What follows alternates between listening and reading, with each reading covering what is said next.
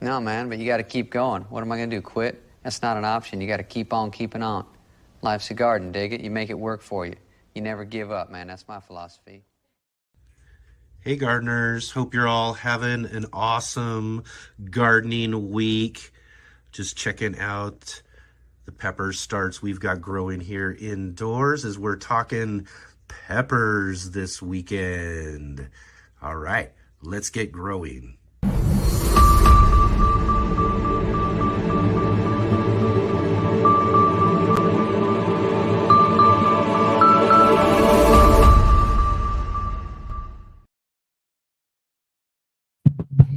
All right. It's Saturday. Welcome, all my garden enthusiasts and passionate plant people, to Let's Get Growing, your weekly gardening live cast right here on the Urban Gardener channel. I'm Enoch. I'm your host today. And we've got a really, really hot show for you today. So be sure to keep tuning in here. We've got with us today are coming up in just a few minutes. We have Jim Morrow, Jimmy Pickles Hot Pepper Company joining with us. And also in just a little bit too, we also have Johnny Scoville from Chase the Heat joining with us. Both Johnny and Jimmy are stars of Hulu's new series that they released this year called Superhots, the Spicy World of Pepper People. So I'm really excited about talking to them. I thought that show was just really, really awesome. So really excited about talking with them here in just a little bit. So be sure to stay tuned to the show for those great guests coming up here in just a little bit. And then if you are joining with us right now, also be sure, hit that thumbs up, hit the like button, also subscribe if you haven't already, plus the bell notification to be notified of upcoming shows and videos on our channel. And as well, be sure to share with all your friends, your garden friends, and all of them out there, and let them know about our fun, awesome weekend show that we have here on Let's Get Growing, the Urban Gardener channel. And remember, we are on Saturdays and Sundays now too, 11 a.m. Pacific Standard Time, 2 p.m. Eastern. And then as well too, I want to give a big, huge shout out to all of you who are watching on our replay.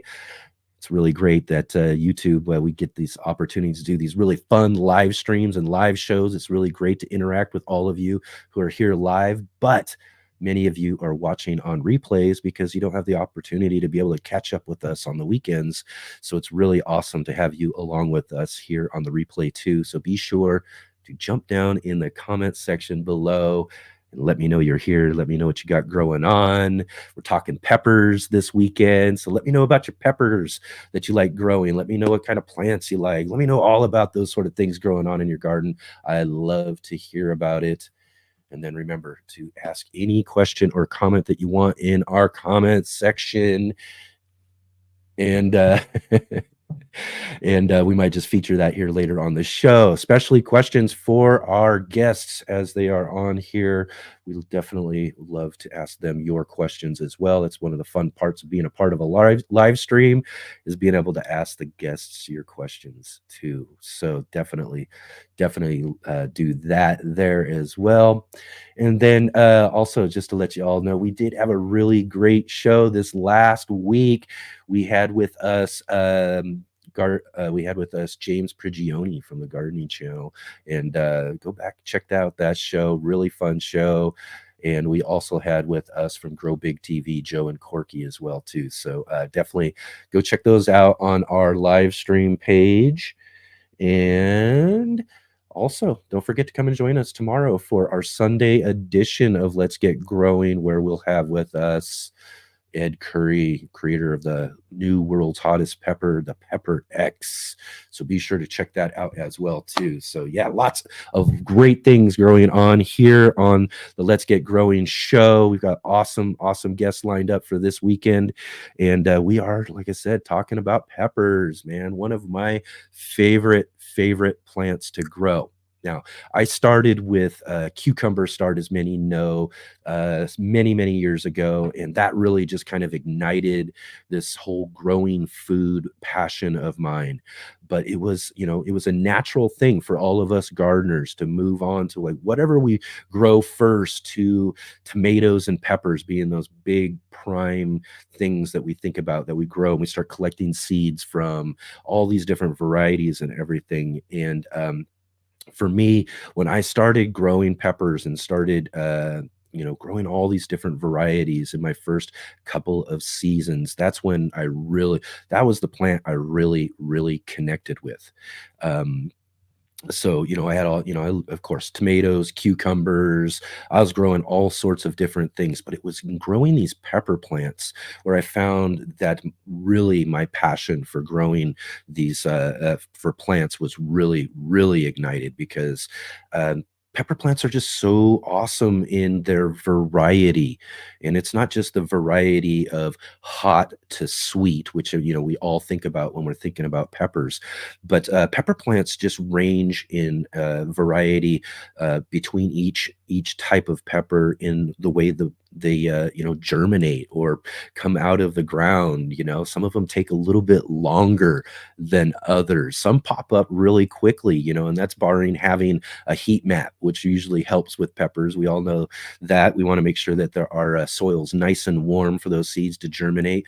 But it's interesting to see how different varieties pop up at different times, and without the heat mat, some varieties can take, I've had up to 5 weeks or so. So they can really test your patience too, and then the plants themselves, they all grow in different, with different characteristics and different ways of growing. Some are going to grow long and lanky. Some are going to grow short and slow, lots of different things. And they've got cool peppers, they got really cool dark leaves, and, I saw last week we had on our Sunday show our good friend Christopher Bransdal from Norway, and he grows indoors, and he's a real big pepper fan like myself. And he showed us this variety he's growing, and I can't remember what the name of it was, but I really want to get some seeds because it really looked cool. And I really have, maybe saw a picture here and there,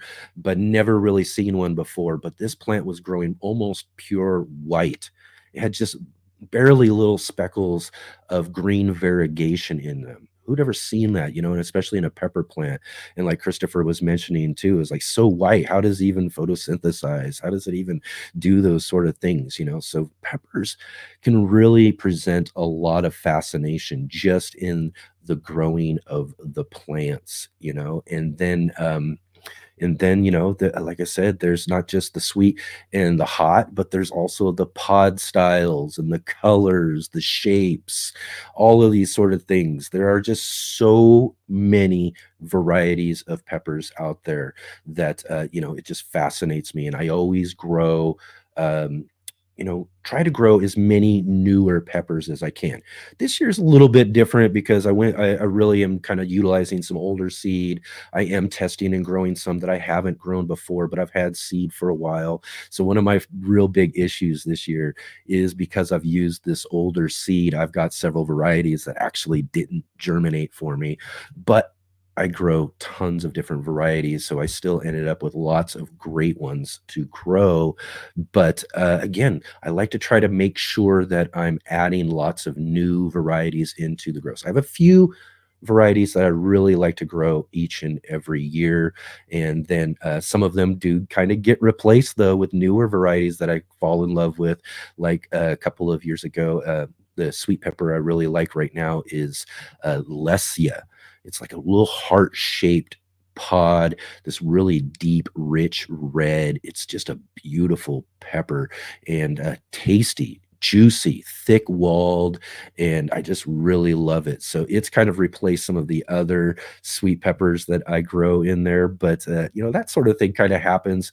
But I like to make sure I'm constantly growing lots of new varieties because there are so many varieties out there.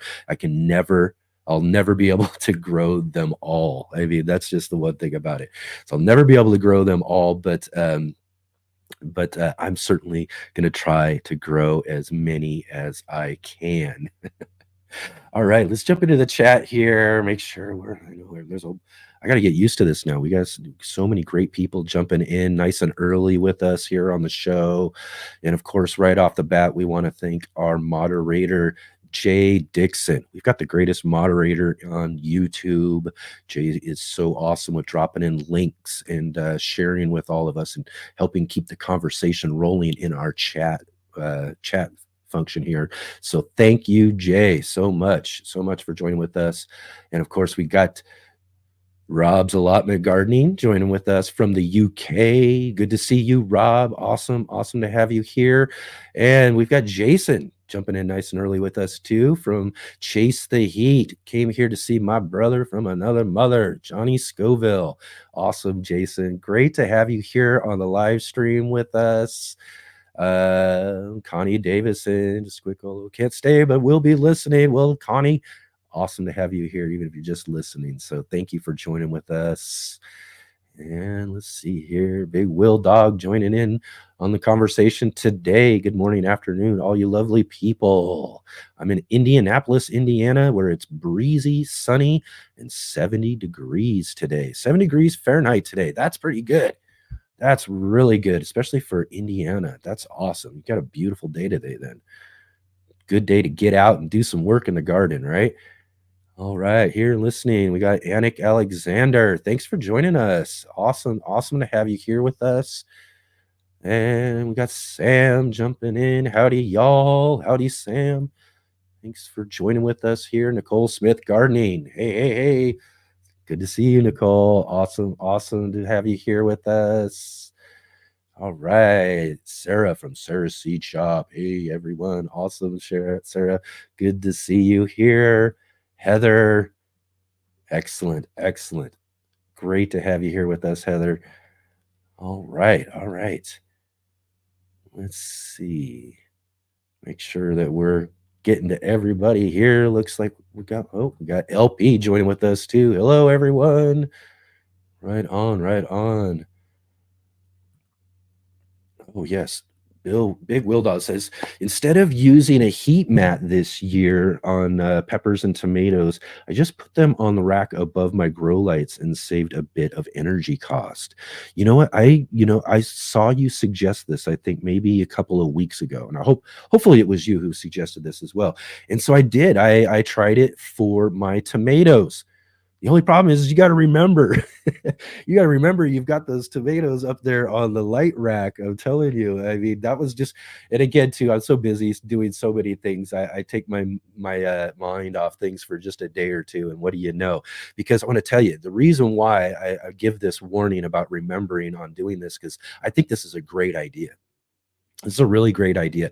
In fact, I have all of my light station has shop lights that run. I have got like 3 shop lights that hang, and the way they hang, I can just put those seed cell trays right on top of the light station there, or on top of those lights, and they just kind of hang on there, and the warmth from all of those lights and everything just kind of keeps those seed trays nice, keeps them nice and warm, and everything germinates really quickly. And you got to remember, if you got nice warm soil, expect quick germination. This is the key here.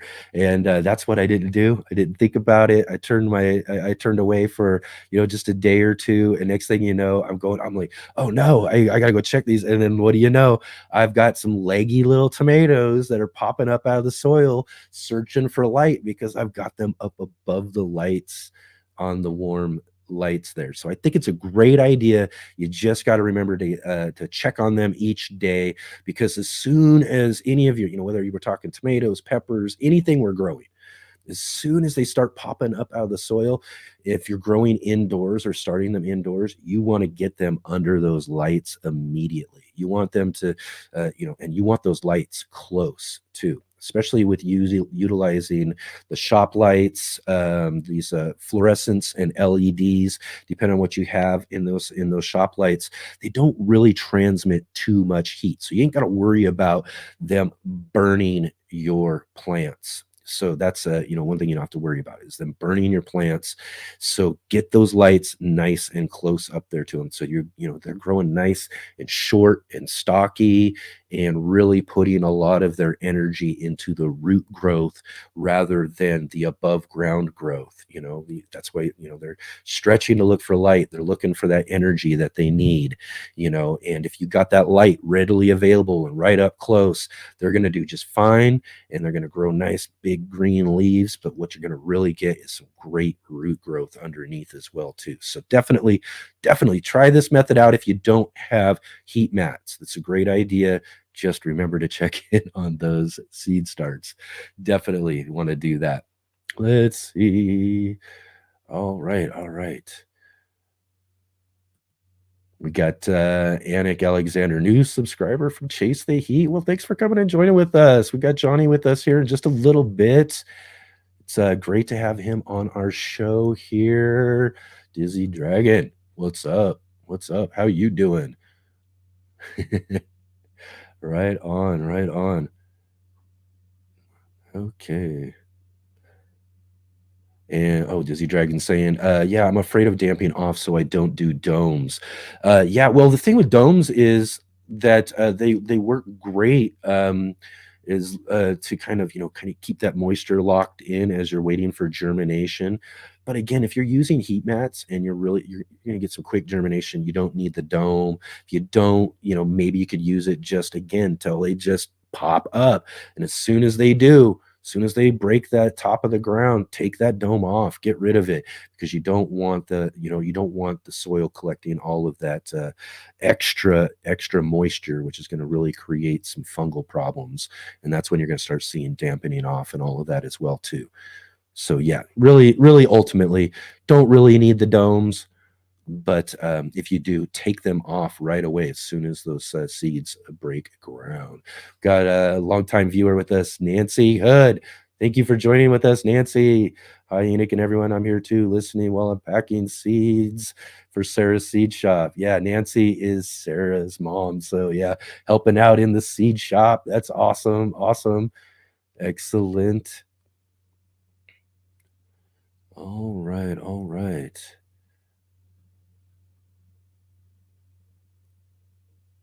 Okay, excellent. So again, too, we're talking peppers this week, and yeah, got lots of great things growing on for our pepper grow this year. Again, as I was mentioning, I'm growing lots of really great varieties. Really enjoying this Lesia variety that I'm growing again this year, as well as another sweet variety called Etudia is really great. Really loving that one. And so yeah, we've got lots of those growing on. And what we did over this last week is I grow all of my peppers indoors, where like as we're kind of talking about there, under this light station that I have for when we're seed germinating. So I'll grow them in regular like 72 cell seed trays up under our shop lights. And then once I get good enough growth on them and they're ready to move on, we've got some nice root development in each of our little seedlings, then I take them on to what is basically their next stage of growing indoors. And that's when I pot them up. We basically transplant them into like these solo cups and put them underneath a different set of lights, and then even brighter lights as well too. So we go from those kind of low light kind of system with the first light station, and then we move them on in the next stage to some brighter LED lights that we put them under as well too, and then they get to grow into these containers over these next weeks until we're leading up to our last frost date, because that's what we're looking for here. Sometimes we can get them out just a little bit earlier, as we're getting close to our last frost date, and just really keeping a good eye on what our overnight temperatures are, what the soil temps are like. These plants are growing, for one, indoors, so they're used to some nice indoor warm temperatures already. So you're going to want to kind of make sure that things are kind of warming up outdoors before you get them going outside. But the way we have it set up here is they get to grow really nicely. We get them nice and big before we put them out into our outdoor gardens, and we'll put some around in ground, but most of our plants grow in these water wicking earth buckets that we use around all of our growing spaces. Those work really, really well for peppers. And we grow those all over in all different places everywhere, all of our varieties. And I think ultimately we ended up with maybe about 20 different varieties that we're going to be growing all around the garden. So lots and lots of great peppers that we got growing in our garden. Let's see here. Gotta check something out here. All right.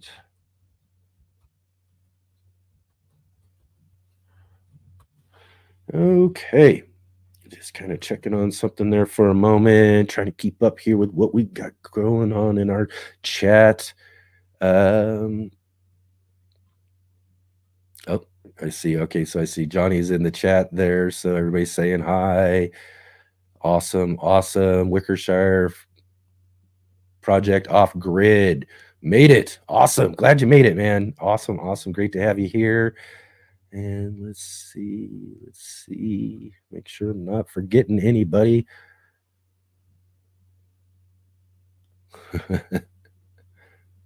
Oh yeah, Davey. What is? Did I not see? Oh, all right. Well, here we got Davey. No worries, man. I never feel left out. Awesome. Great to have you all here.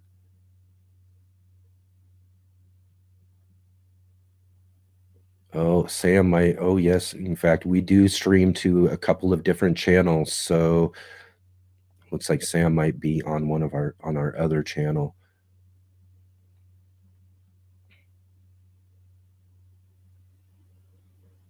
Oh, look at it. Casey. Awesome. We got lots of great people showing up for Johnny here today. Great. Casey jumping in there. So Johnny, some love and tap the like button. Yeah, hit that like button. Definitely. If you haven't already, for sure, hit that like button for Johnny coming up here in just a little bit. And I don't know. I mean, maybe we might have to jump to Johnny in just a little bit as well, too. It doesn't look like we've got our first guest yet. I've been kind of reaching out here to see if they're going to be in. Maybe they're having issues with their link up or something. But yeah, hopefully they'll be joining with us here in just a minute. We'll give it a couple more minutes there to check that out, and then we'll move on the show here. I've got a lot of questions for Johnny anyways, so if we get to him here real soon, then that's what we'll do. But let's see. All right. Excellent. So again, too, if any of you have any questions or anything like that as well, be sure to jump in the comment section there and leave any sort of questions that you have for our guest coming up here. And then I'll ask those questions. I do, like I said, I've got tons of questions myself too. So definitely jump in there. We'll get to your questions and then as well as that as well too. So anyways, I think we're about at that point where I think it's just time for us to go ahead and move on. We're going to go ahead and take a quick little break here, and then I'll come back and we'll get started with our featured guest here in just a little bit. So I'll see you in just a moment.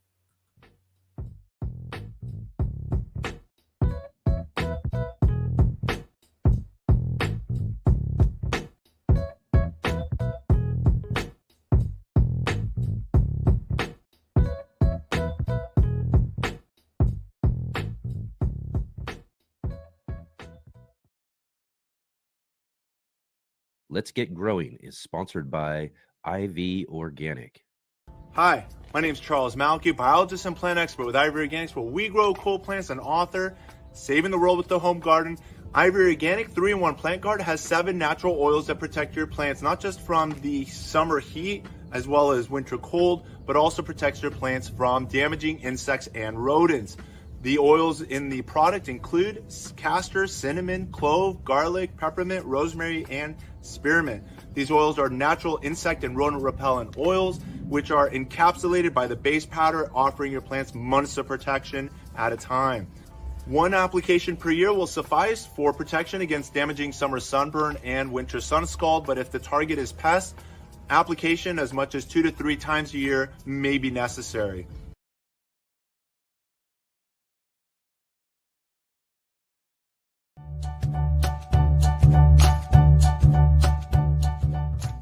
Hi everyone, this is Sarah from Sarah's Seed Shop, and I'm here with this week's trivia question. About how many peppers are estimated to exist in the world? A, 1,000, B, 10,000, C, 30,000, or D, 50,000? Go ahead and leave your guesses in the comments, and we'll be back with the answer a little bit later on in the show.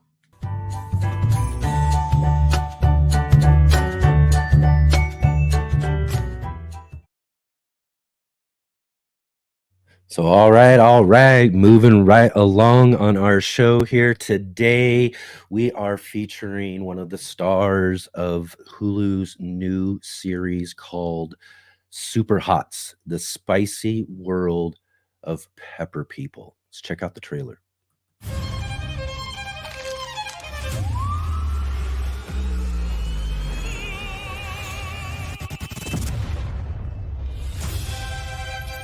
The pepper world is an amazing place. It's a land of beauty and inspiration. It's also a place of nut jobs, thieves. People would be surprised to know how cutthroat it is. If you can get the attention of a big corporation, it's a life changer. The spicy food game, it's big business.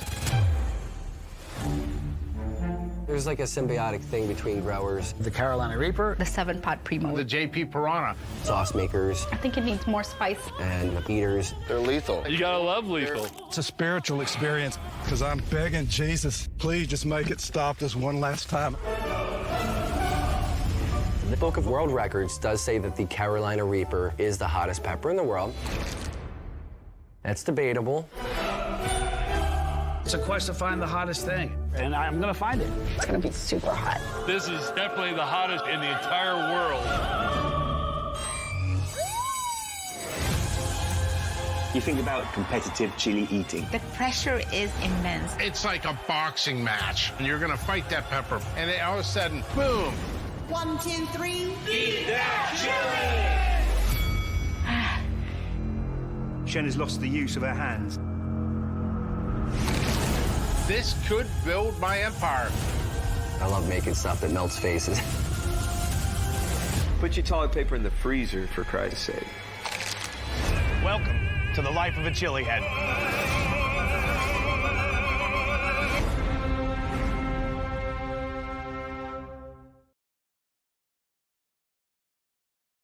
Right on, right on. I'm telling you, this was such a fun show.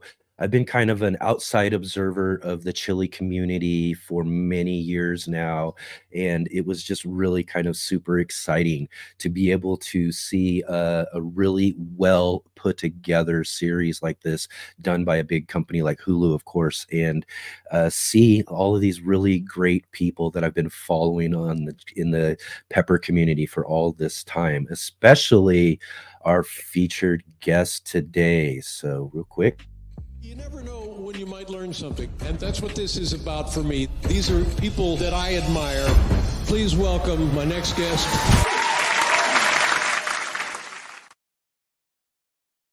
So, all right, everybody. Let's welcome our first guest for today, our featured guest, Johnny Scoville. Star, probably, I mean, really the star of SuperHots and from the channel Chase the Heat here on YouTube. Been a longtime fan of yours, Johnny. Thank you so much for joining with us on the show today. Thank you, bro. Dude, we've been emailing back and forth for a long time. So Yeah. So I know. Thank you for having me here. It's an honor.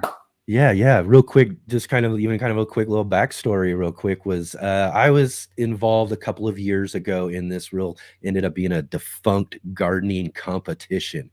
But one of the categories was grow the hottest pepper. You know what I mean? So, I mean, of course you got to have that in any gardening competition, but I wanted the edge on my competition when it came to this. And I knew everybody was going to go, they're going to go online, they're going to check it out and probably grow the Carolina Reaper.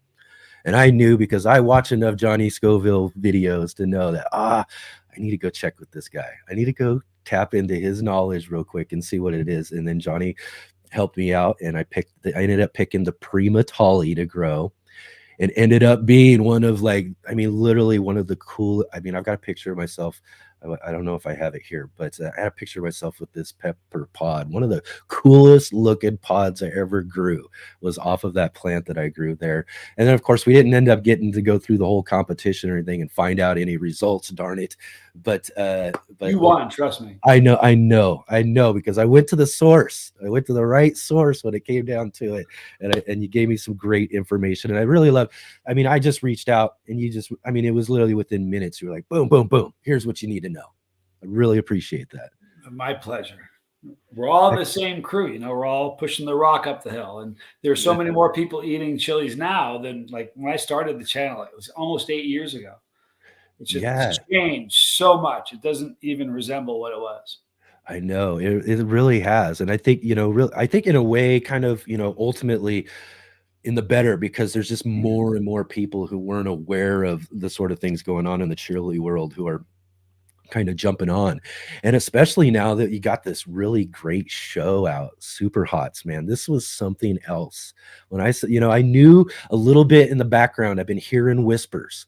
Oh, they got this great show. There's some people in the chili world been filming and doing some things, you know, and I've been hearing about behind the scenes stuff. But then when I finally started hearing the official news and getting to see this, I mean, I binged this show in the first like day or two it was out, because I just loved it so much.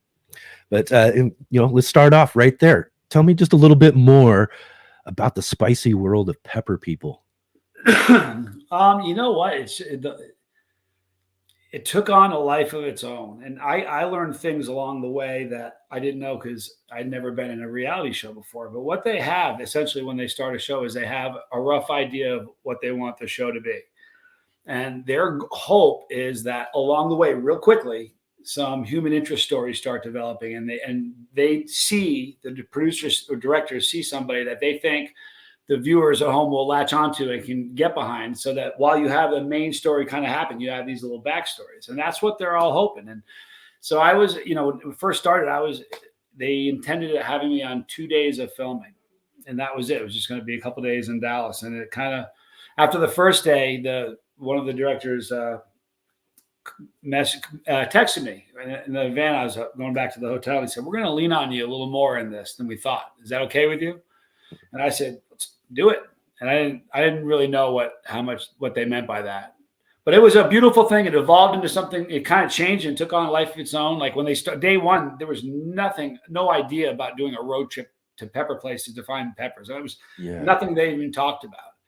And that I just they said, "Hey, what do you think about doing a road trip?" And that's kind of how it happened. I mean, it really just kind of, it's weird how it came together, but it was an honor to be in it. It was fun. I think more people are going to be eating peppers and eating spice because of it. That's a good thing. Yeah. I mean, definitely. And I think that was one of the things. I saw one of your videos that was kind of, you put out shortly after that, talking about how the series wasn't made for the pepper community. Not at all. It was really made to bring people in, to show people what's going on, you know, in this really, really awesome community. Ultimately, you know, it's got its issues, but you know, it's lots of great growers, great people who are out testing, and these competitions. I mean, this show gave me such an insight to things I wasn't really putting all of it together. I knew each of these little individual things kind of were existing, but when you put it all together like that and see it all in that kind of framing, it was you know, really great to see. So, you know, what was ultimately the experience like? You know what I mean? Here you got cameras following you around, you know, you got, you know, this crew and these sort of things. I mean, it's got to be kind of serious business, and maybe even just, I don't know, for me, someone who does a little content creating, maybe a little bit of a hit on the ego a little bit too. I'm glad you brought that up. First of all, I was very fortunate that I was in We Are the Champions, which appeared on Netflix. And there were cameras following me around then. So I kind of had a taste of that. But the truth of the matter is, I think if you're a content creator and you're going to get a big head, it's going to happen way before anybody's following you around with a camera. It happened. You know what I mean? It happens. Yeah. Like I've seen people that hit 10,000 subscribers on the channel start walking around like they're Jay-Z or something. You know what I mean? I've seen it happen. And I think when a content creator gets any type of notoriety but I don't like the word fame, but any kind of attention on them, it's going to do one of two things. It's going to make you like your head's going to blow up, and you're going to say things like, look what I did, and pat yourself on the back. Look, I did this. And right. Humble as can be, and you're like, holy mackerel, I can't believe this is happening. And that's really what it's been like for me. I mean, to me, it's riveted my feet to the ground. Like every day I was filming, I was like, I can't believe this. I mean, because I'm on set with friends of mine. I look at them and say, can you believe this is happening? If I'd said to you 8 years ago, hey, we're going to be in a reality show, right? Anybody have believed it? So it's all really surreal. And I think it's been like one of the things that I've struggled with since the very beginning of doing this was not fame. I don't like that word, but that, you know what I mean? It's like I think most people start a YouTube channel to get rich and famous. Right. And that's the reason that 99% of them fail, is because it takes a really long time for those things to happen. And most people don't have the wherewithal and the dedication, you know what I mean, to work for years so that the idea years might make years that you might make it with no guarantee. So to me, I didn't do it to get rich and famous. I did it to have fun and to share my passion. So I've always had fun doing that. So along the way, people started getting to know me. I'm not rich by any means. You know, please do me a favor. I get emails all the time. If you Google my name, you're going to read stuff about me that you're going to see that I'm worth there's a bunch of different websites out there. One says $2 million. The highest says I'm worth $19.6 million. Please don't believe any of that. They say I'm married to Brie already. They say I just bought it. There's a lot of people just write stuff. They just literally write stuff. So I'm not rich at doing what I'm doing. There are great opportunities that are in front of me. But I like, if I told people how much I actually made just from my YouTube, because I have income streams, a bunch of them. But if I told people just what my income was from YouTube, there are a lot of YouTubers that are only in it for the money that would go, I'm done. Or they would change. They would make a change or do something different. I don't do it for the money. I'm doing it because I love what I do. Yeah, exactly. And I kind of have that same sort of feeling about that sort of stuff. I mean, I got into doing YouTube because I just wanted to try something fun and creative. I was seeing a lot of people do that sort of stuff, and I have kind of a little bit of a photography video background a little bit. And then I had this really, extraordinary passion for growing my gardens. And I had all these really, interesting, at least I hear this from other people, interesting garden spaces. I grow in alleyways. I grow my peppers up on carport rooftops. You know what I mean? I'm growing all these small spaces and unused spaces and these sort of things. It's genius. So I had people who are like, you need to share this. So I was like, you know what, maybe, I'll do that. And then when I found the process of making videos and doing that sort of thing to be fun and enjoyable. And, and again, too, I wasn't connecting with anybody those first few years I was doing my show. It took me I think 3-4 years to even reach 1,000 subscribers. It takes time. It's not easy. It isn't. Now it's different. If you start something now, it grows quicker. Like when I started, I remember the first 100. I mean, I was working, but I was making videos constantly. I mean, when I first started, I was doing some really nutty stuff to try to, I was trying to make a name, kind of trying to get people's attention. So I was doing a lot of challenges that people were like, I'm sorry, what did he do? And that kind of helped, but it's slow going when you first start. And that's what people, I did it for the love of it. If I won $50 million tonight, tomorrow morning, you'd all see a couple of videos of me. Nothing would change. I mean, it really wouldn't. Not even where I do it. I don't need things. I've literally thought about that. We got all these lotteries right now that, reaching $1 billion even, so your mind kind of goes a little, oh, well, what if, right? And then I sit there and think about, well, all of this stuff I really enjoy doing now. And again, you also mentioned some too. If someone would have told me at this time I would be doing this at this time, You know what I mean? I would have never believed him. It would have been crazy to me if someone said, hey, you're going to be hosting a gardening show, or, you know, you're going to be talking to all these really cool people. Or even if you had told me years ago, oh, you're going to do an interview with Johnny Scoville someday, I'd be like, oh, that's ridiculous. You know, you know, that sort of stuff. But ultimately, you know, I think about that. What if I did win something like that and my whole life could change in some totally different direction? And I was like, all I would do was probably go buy a studio and just pump all of this stuff up a little bit more. And I'd keep doing it. I'd buy myself more garden spaces, and I would do, you know what I mean? I think it would just get bigger. Your production, the production value of your show is astonishing. Thank you. It really is. You're so you see it and you're able to do it. So just keep doing what you love. Here's what most people don't understand about YouTube.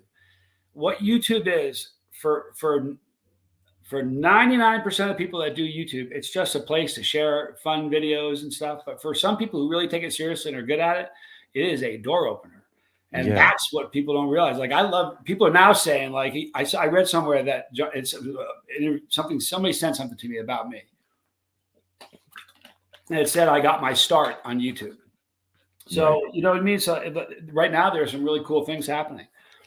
You know, and it's all because somebody, you know, it's because of YouTube. I mean, yeah, exactly. And, you know, again, ultimately too, and one of the things I've told myself, I'm 7+ years into this whole thing now of doing all this sort of stuff. And really it comes down to even what you were mentioning as well too, is that I really enjoy doing this. I'll probably be doing this anyways. It doesn't matter. passion.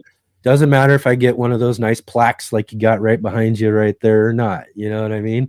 I'm going to do this. I enjoy this. I tell my audience that all the time. If this audience just stays this size and is just like this for however many years I go into the future, I'm going to be perfectly happy with that too, because I really enjoy the connection and everything. And if growth happens, growth happens. And, you know, we're just going to enjoy the ride. You just said, like, the operative word of what you just said was the connection. And that to me, like there was a time in my 30s where I was making crazy money driving a Porsche. And at that time, I thought things were the best things in life were things. And then you grow up. I hope you do. I hope, you know, sometimes it's a tragic thing that changes you, but sometimes it's just wisdom. But you learn that the best things in life aren't things at all. Yeah. The things that I value the most in life are connections and relationships. And that's what I value. That's important to me. Yeah. And YouTube, as funny as it is, I bet you feel like this. Like when I started, when you start a YouTube channel, you think about, I'm going to make videos. I'm going to get some views out of this. And maybe one day I'll get that, but what you don't anticipate is the relationships and oh, I have videos of little kids that have sent me videos of saying that they're eating peppers. And some of the things that have happened are just the connections is what it's all about. I mean, like I got sober. The reason I bring it up is I'm only about 10 days away from my 5th year of not drinking. Now it's been 14 years since the hard drugs, but on the 1-year anniversary of me not drinking, because I didn't tell the channel while that year was happening. Because I didn't want to hear people say, well, let us know in a year. You know, so I just shut my mouth and kept making videos and kept not drinking. On the 1-year anniversary, I drank a bottle of plutonium and gargled it. But in that video, I kind of said, I said, hey, I'm doing this because it's a big deal. I'm sober. You know, for years, I told you to run at your problems and not run away from them. And what I've been doing was cowardly. I've been running away from them. And I've been, you know, but I stopped a year ago and today is a victory. And so I did that. And I didn't intend, like I never said, you know, this is a mirror. Look at yourself. Are you drinking too much? Are you? Right. I didn't mean that. I'm not that cat. I'm just not.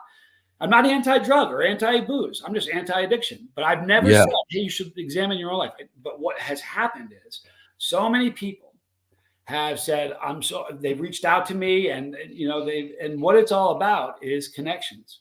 My brother has a sobriety channel. And one of the things he says all the time is the opposite of addiction isn't sobriety, it's connections. Because when you're in an addiction, you kind of wall yourself away from everything. And what we have here brings people together, and the connections are the most valuable thing in the world. And there's so many people.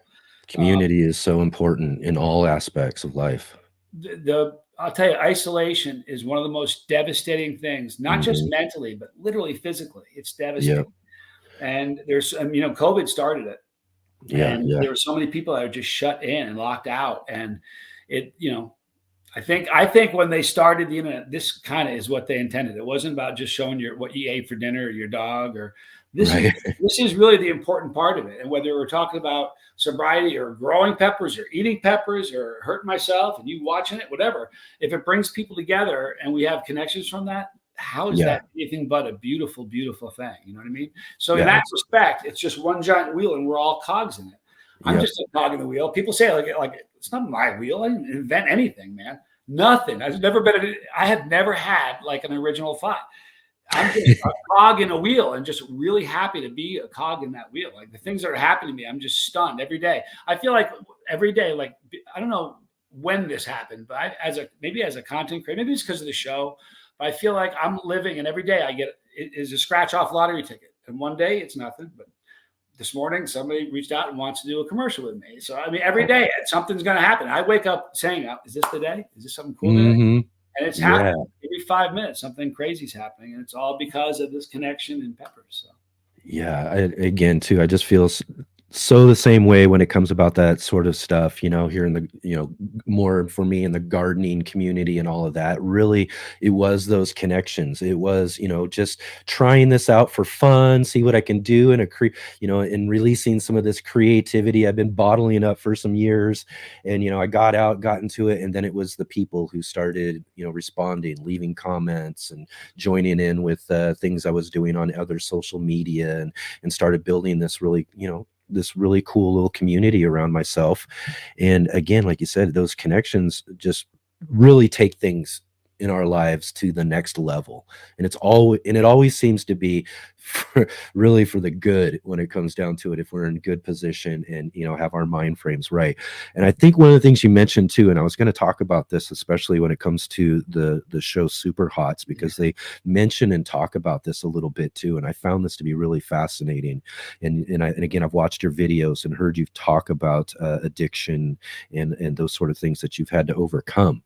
Now in the series, they do talk about this. They do really hit this. And I think it's really fascinating about how people who are, have addiction issues tend to turn to hot peppers in the hot pepper world. You know what I mean? And I found that to be just really so fascinating, and really ultimately it makes sense. Is there a little bit more you could expand on that and what they, we're talking about on that level? It's a beautiful thing. I don't know if it's like what came first, the chicken or the egg. Are we as addicts going after chilies, or I'm not sure how it kind of works out that way. But one thing if you're sober, if you're not sober, it doesn't really, listen, I don't judge, like I said, but if somebody who has a problem and you get sober, and you're in the chili community, what you will find is that there are just mountains of people like everywhere in the chili community that are sober from one drug or another, all of them. It's just amazing. And so I started looking at it and thinking, and there's a correlation here. And so, I read a study about like serotonin. When you eat high levels of capsaicin, it increases your serotonin level. And serotonin is, it helps human beings better deal with anxiety, stress, depression, anger. And listen, if you don't have an addiction, those are triggers. But if somebody's trying to put an addiction in your rearview mirror, and anger, frustration, anxiety, depression, those are triggers. You know what I mean? So if there's something you can eat that's legal, it's good, it brings people together, and it makes those feelings happen less. Yeah. You know what I mean? So I've had people say, it's very interesting we're talking about this, because my 5 years coming up, and I've had someone say to me over the years, 100, so many times, you traded one addiction. It seems like you traded one addiction for the other. Yep. Like, sure, you betcha. It's a good one for, you know what I mean? I traded a good one. But I'm doing a video on my anniversary, and it's really interesting. I had this kind of thing that hit me in my head the other day. It's like, if you look at it, and I don't mean to monopolize your show and talk about something other than growing, but this is kind of, that's all right. Look at a brain scan of two babies. All right. One does not have the genetic predisposition for addiction, and one does. Even though those children, those infants have never used, doctors can look and say, they can look and tell you which one is the one who's got the genetic predisposition. So you can see it. There's a difference. I think people that are born with that might be addicted to dopamine. Like, are we addicted to dopamine? So I started looking into it.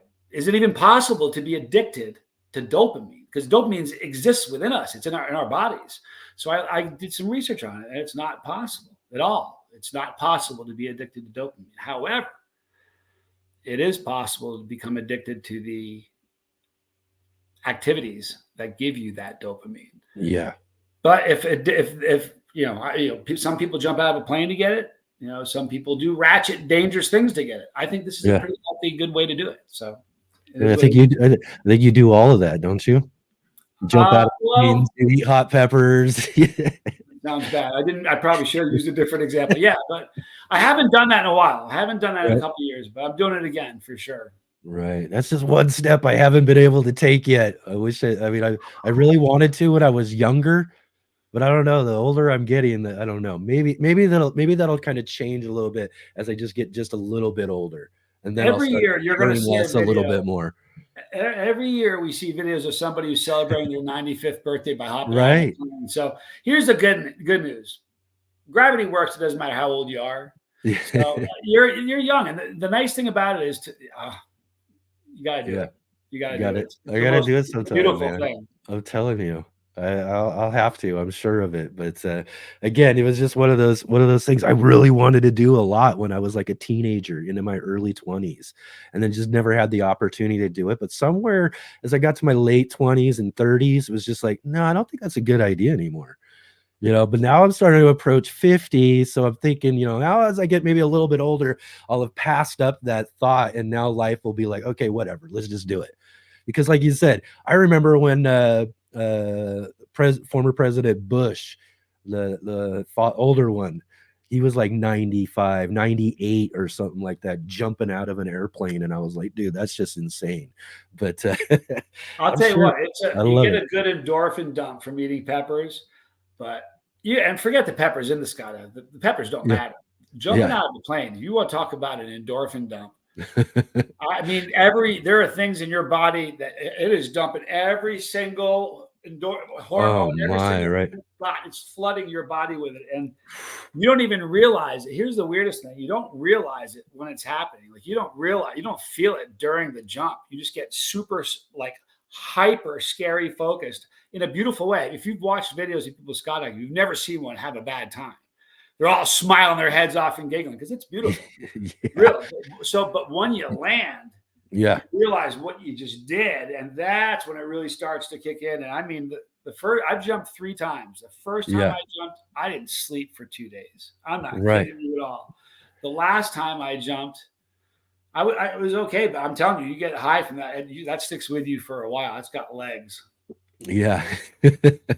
Yeah, I'm sure of it. And again, too, like you said, that moment of like touching ground afterwards, I'm sure just life just kind of seeks right back into your whole system. And now you're just like, wow. Sort of like, I can only relate the closest experience to being like maybe roller coasters. You get it. Your anticipation in the line is like, you see those turns, or especially the ones where you're upside down and they flip you upside down and all of that, and then you get off of the roller coaster and you're like, man, that line's long, but I want to get back in on that thing, Well, here's the thing. The difference is at that roller coaster, pretty much nobody's going to die.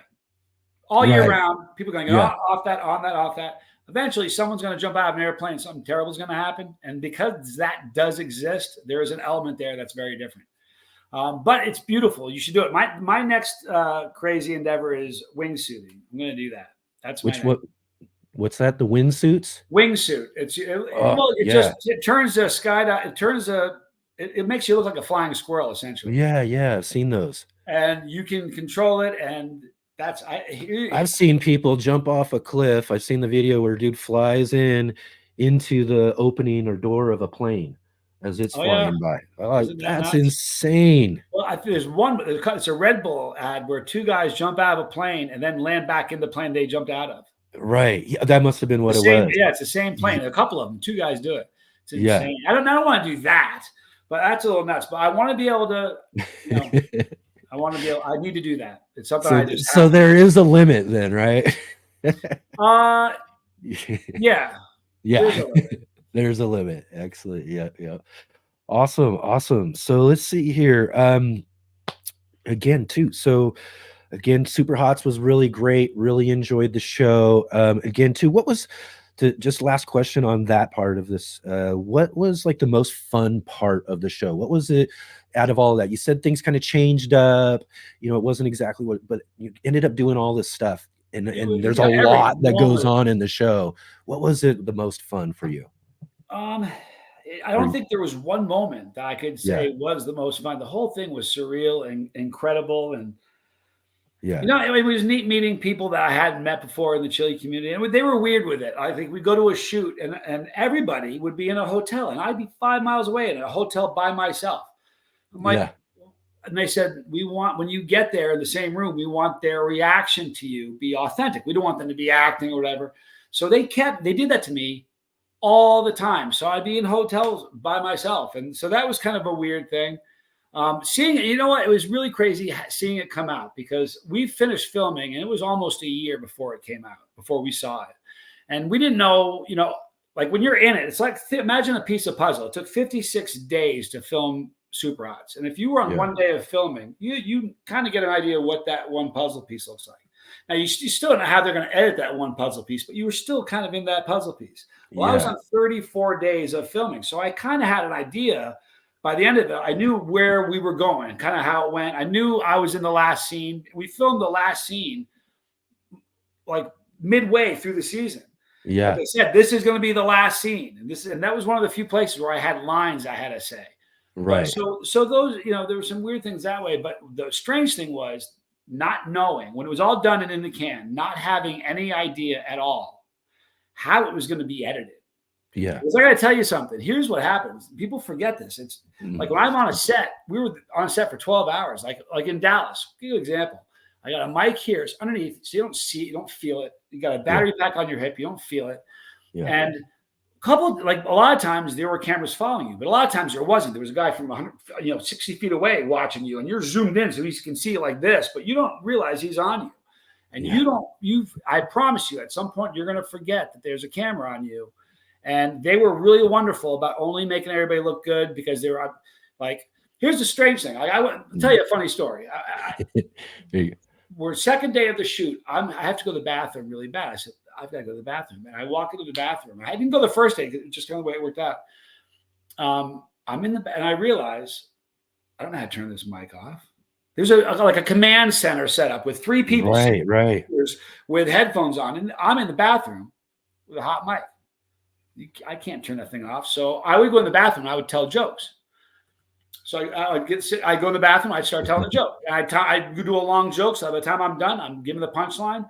And the first time I did it, I walked out of there and they were all giggling because they heard me tell a joke. And they're like, I'm like, you guys, I didn't think about that. That's really weird that I was in the bathroom.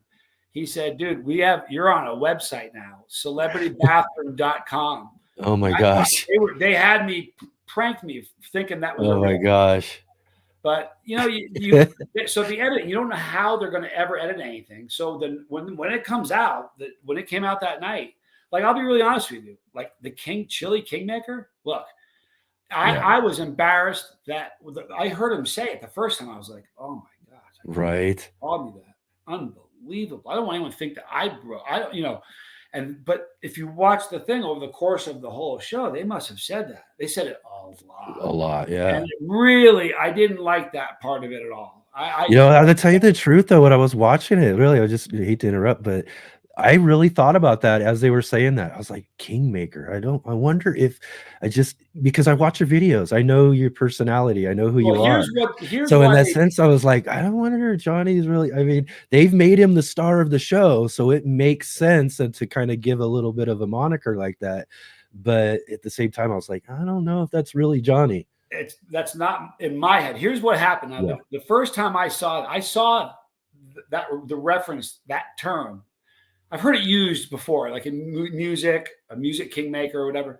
I've heard that used. But the first time I heard it used in the show was about halfway through. The producer, Brian, says, I got something I want to show you, Johnny. So we sit down, there's a big screen. And at the time, it was going to be the trailer. It was going to be the trailer for it. They changed it up and the trailer became something else. But in the trailer, it said, I heard them say, this is, the Chili Kingmaker. And one guy said, a favorable review on the hottest pepper is going to translate into millions. And so I looked at Brian and I went, it played out. It was like 5 minutes. I looked at him. I said, why would you say that? I said, you can't say that. And also in that, it said that I was the most famous chili head in the world. I said, dude, you can't say that. And Right. he goes, you have a problem with not hearing the truth. I said, no, I have a problem with, he goes, that's maybe you're a humble dude and you don't see it the way other people see it.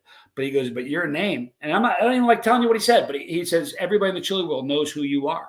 He says, whether you like it or not, that's who you are. So, but to me, they overdid that part of it. And here's the funny thing.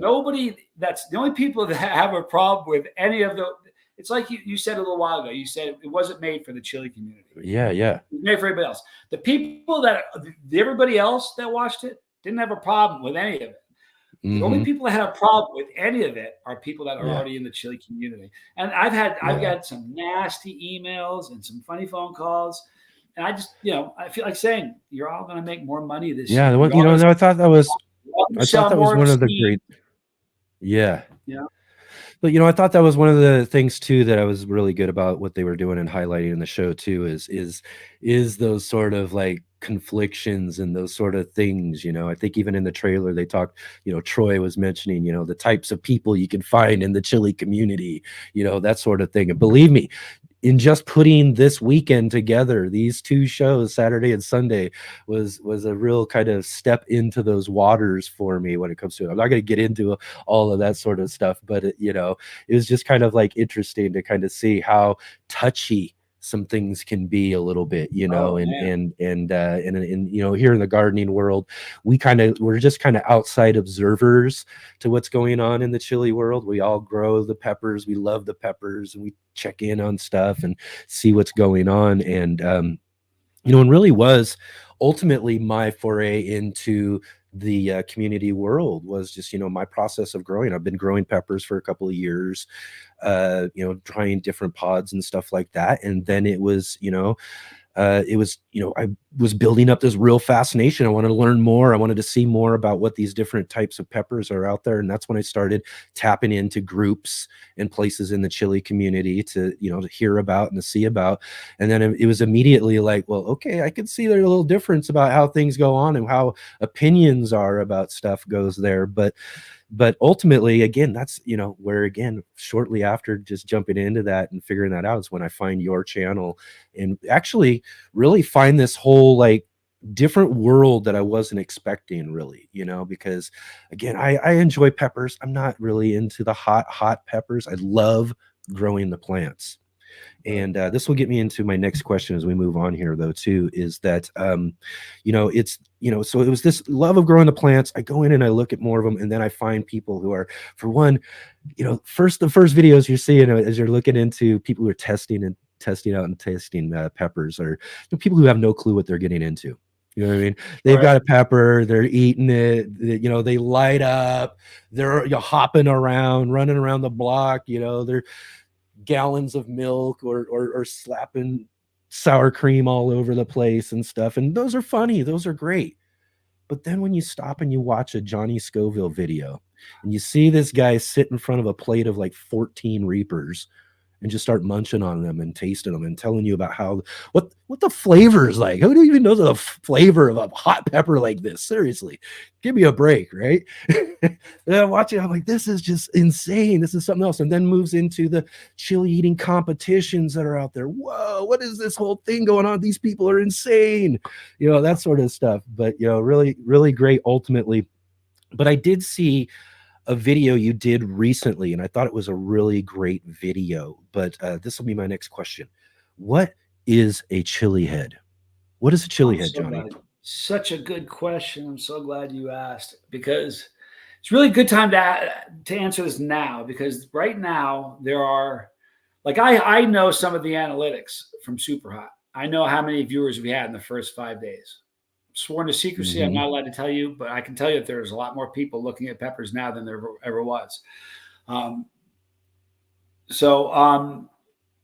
sorry.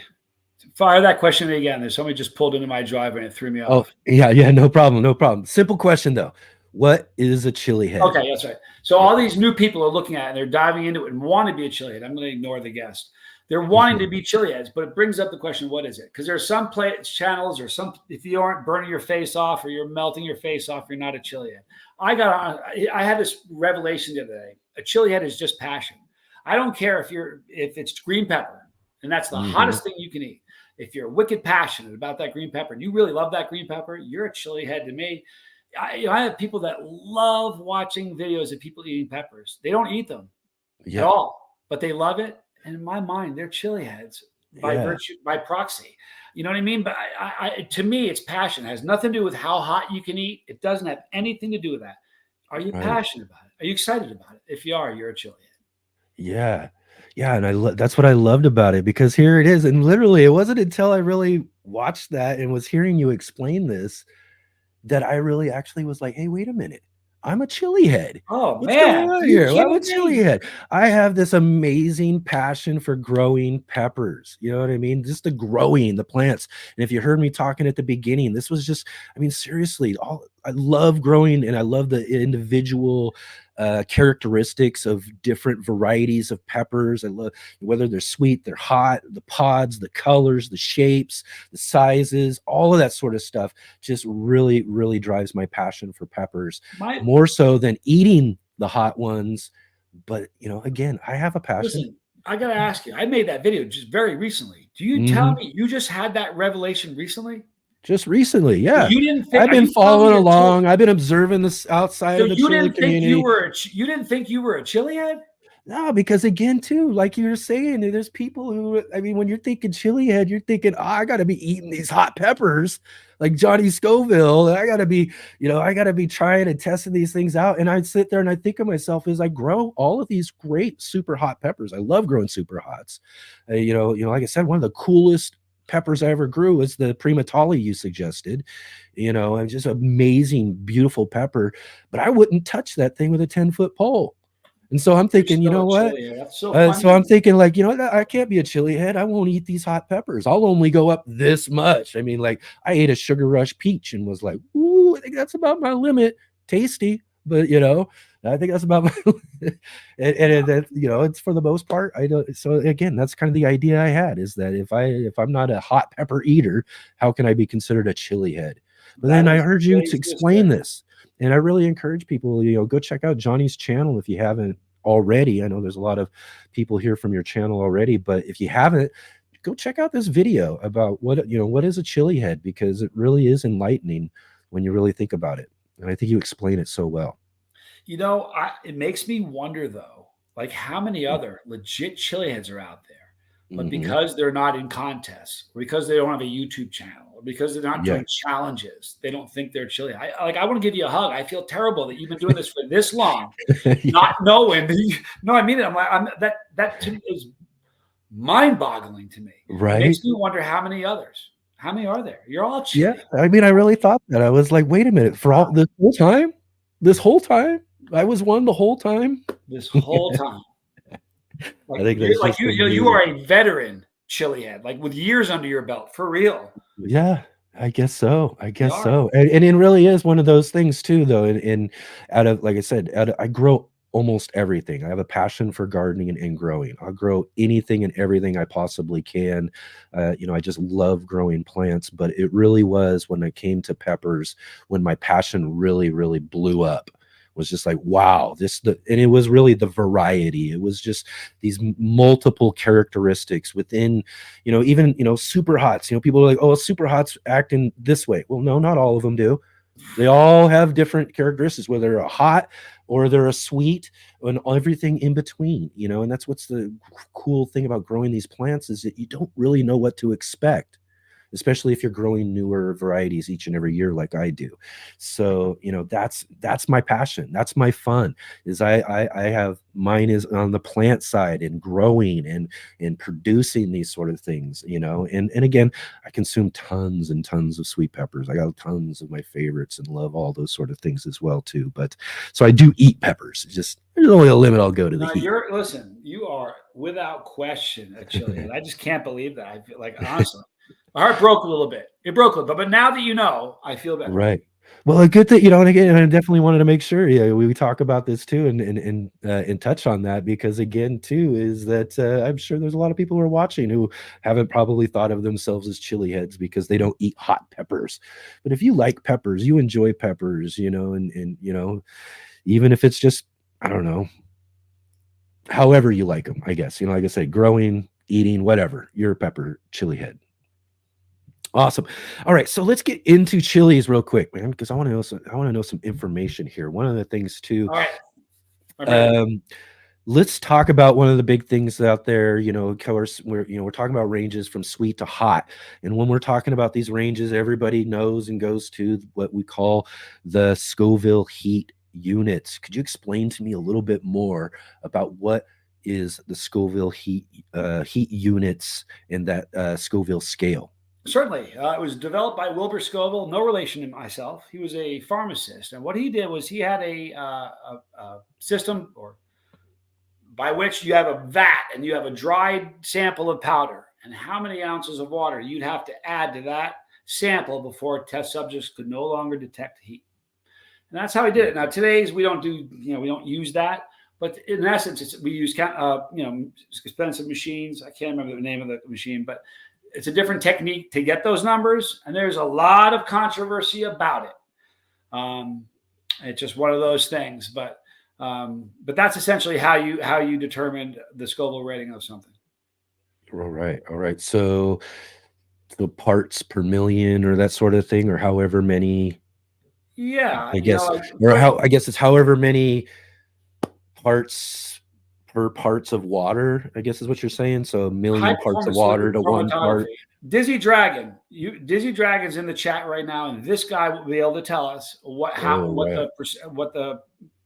be able to tell you. I call him the Chase the Heat historian. Oh, excellent. He's amazing. So, but he'll probably be able to tell you that. But it's a way that you just grow heat. You detect heat. Like I said, it's a very. He says here what high performance liquid chromatography. That's the modern day technique that we use to get it. Now, so this is different than the original, which I think I wrote down here was organoleptic test.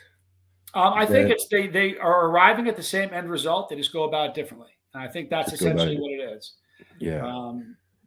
Yeah, I think that was one of the parts I think I like the most about the actual show on Superhots is when you're donning the white coat and you're going into the lab and everything. You get to check out how this is done and everything. That was super fun. That was very, very cool. They treated me so nicely there. It was really cool.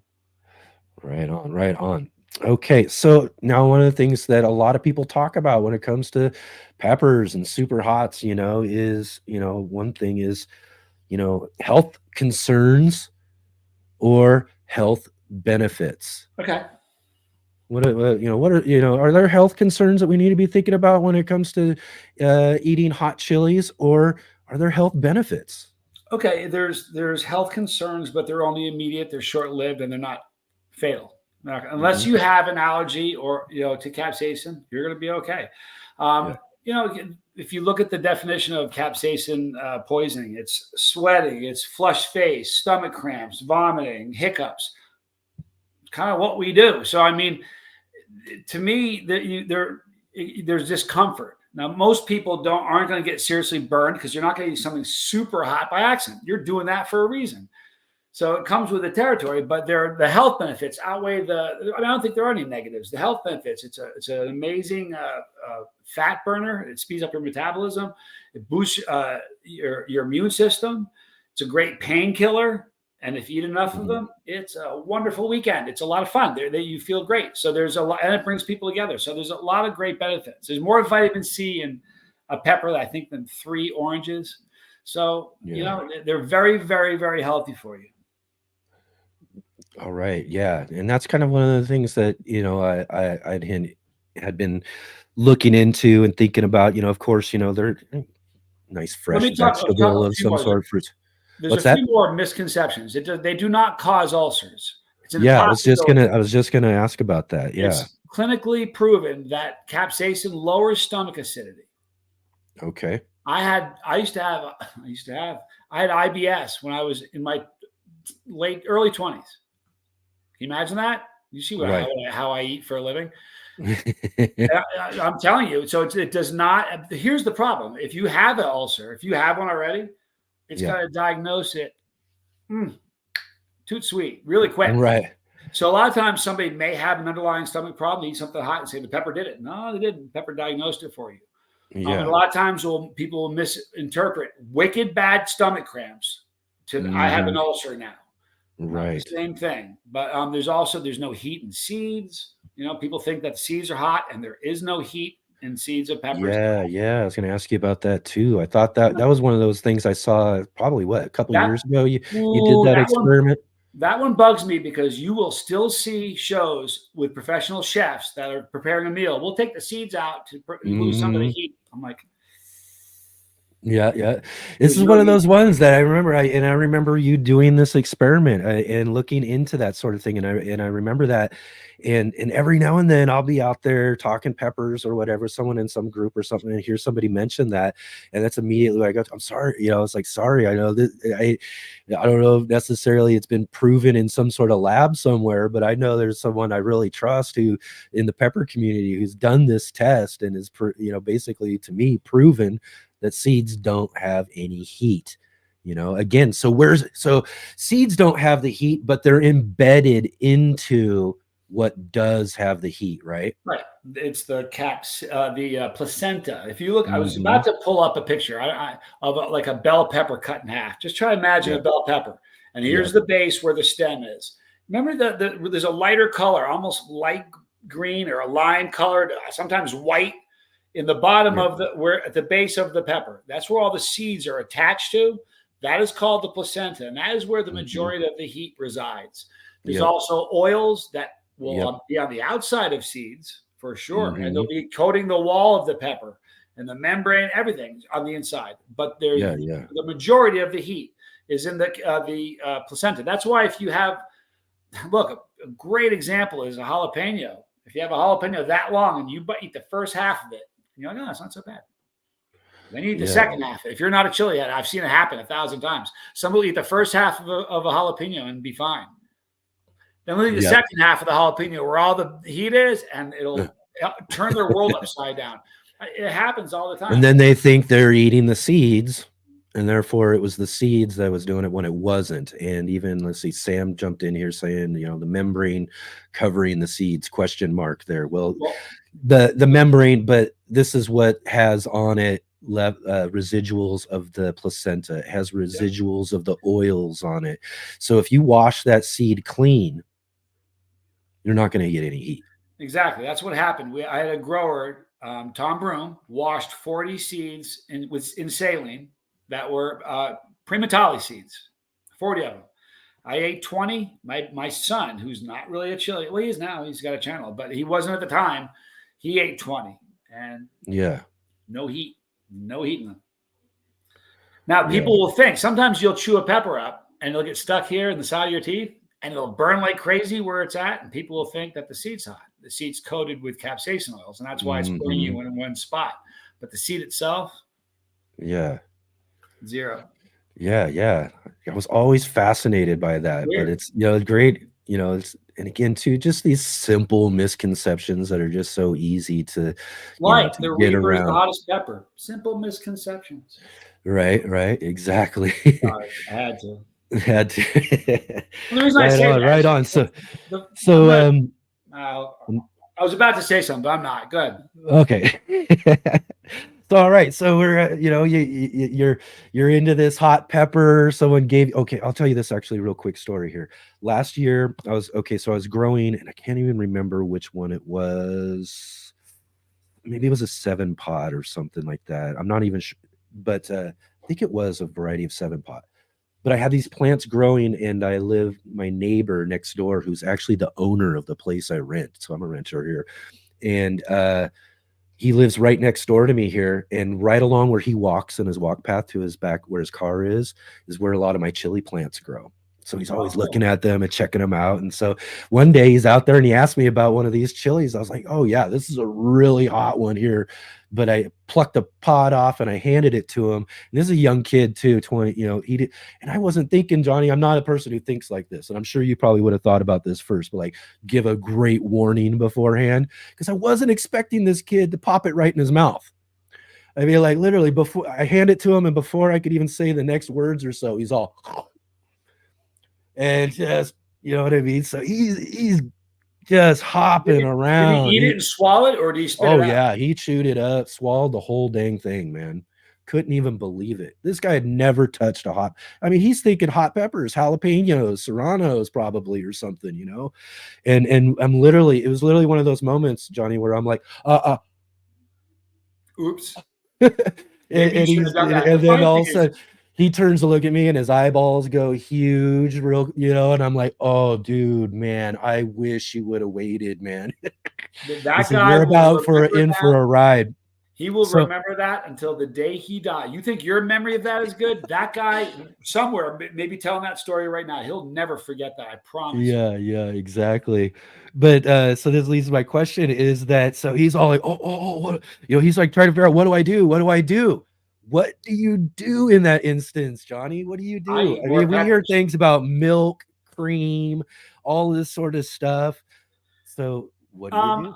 I eat more peppers. I like it when the burn sticks around, and I don't like it when it goes away. But if you want to make it, if it's too much and you're trying to kill it, milk, dairy, it'll help because they say that the fat in the dairy adheres to the receptors on your tongue. I don't know if that's true, but they say it helps. Water tends to make it. Water will only help while it's actually in your mouth. The minute you swallow it, it ignites back up. Right. Lemon juice will help. Peanut butter is a good thing to use. Ice cream. It's funny. When I was at the New York City Hot Sauce Expo, when we do the challenge for the most Reapers eaten in 1 minute, in the green room, we've all heard the term the green room. There's a green room there, and in the back in the green room are all the people that haven't gone yet on one side, and all the people who've gone on the other. And there are tables. And I mean, there's an entire table of 2% milk, of whole milk, of cream, of ice cream. And then there's jars of peanut butter, jars of lemon juice, everything. And that's where you kind of I've never done the lemon juice thing. It is what it is. But there's lots of different ways you can kill the heat. But the truth of the matter is you can kind of distract it for a little while. But it's until it runs its course. You're gonna feel it. It's just the way it is. So really in the long run, drink coffee's not going to sober you up. Time is going to sober you up. It's not that much different with capsaicin. Yeah, that's once you're in for the ride, strap in and just ride it out, right? Yeah. Like I said, it's just so it's so fun. And again, I don't get myself to that type of heat level or eating them, although I've stepped into a couple of little hotter things I had anticipated before. But when you're in that moment and you're just what do I do? And it's just so interesting to watch how people are. I mean, like literally, like ice cream. I'm like, man, I would be so sick and like. Oh my gosh, all the amount of ice cream. You see people just guzzling gallons of milk. I'm like, I think you're probably worse off with all of that stuff in your stomach than you are just writing out the whole situation itself, right? Yeah, you just gotta make sure you have something in your stomach ahead of time, because if you don't, you're asking for trouble. There's the key, right? Yeah, and some people like starchy stuff is good. Banana. Peanut butter and jelly sandwich. I don't really have a routine. I just have to have something in my stomach, and I'm usually pretty good. Let's see here. We got Trauma Mama says, "Did your rent go up?" Because the landlord is the one who ate that pepper. So, oh man, that's right. Did my rent go up? No, lucky enough. That didn't happen. Will Digwell Dog says, "So whole milk doesn't help."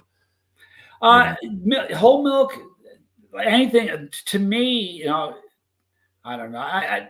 They say that milk, the higher the fat content in the milk, the more it's going to help. If you have non-fat milk, it's almost going to be like drinking water. So, for instance, I will tell you this: if you have heavy cream, like heavy cream, Yeah. That I've actually used that, and that will give you a break while it's in your mouth. All these things, everything we're talking about, whether it's pick one, doesn't matter. No point going down the list. Every single thing we talked about is only going to help you while the thing's in your mouth. You swallowed it, whatever, whether it's peanut butter or lemon juice, give it a second, and it's going to ignite back up until it runs its course, and then you can kind of forget about it. Yeah, like I said here, it seems people do have their go-tos when it comes to that sort of thing as well too.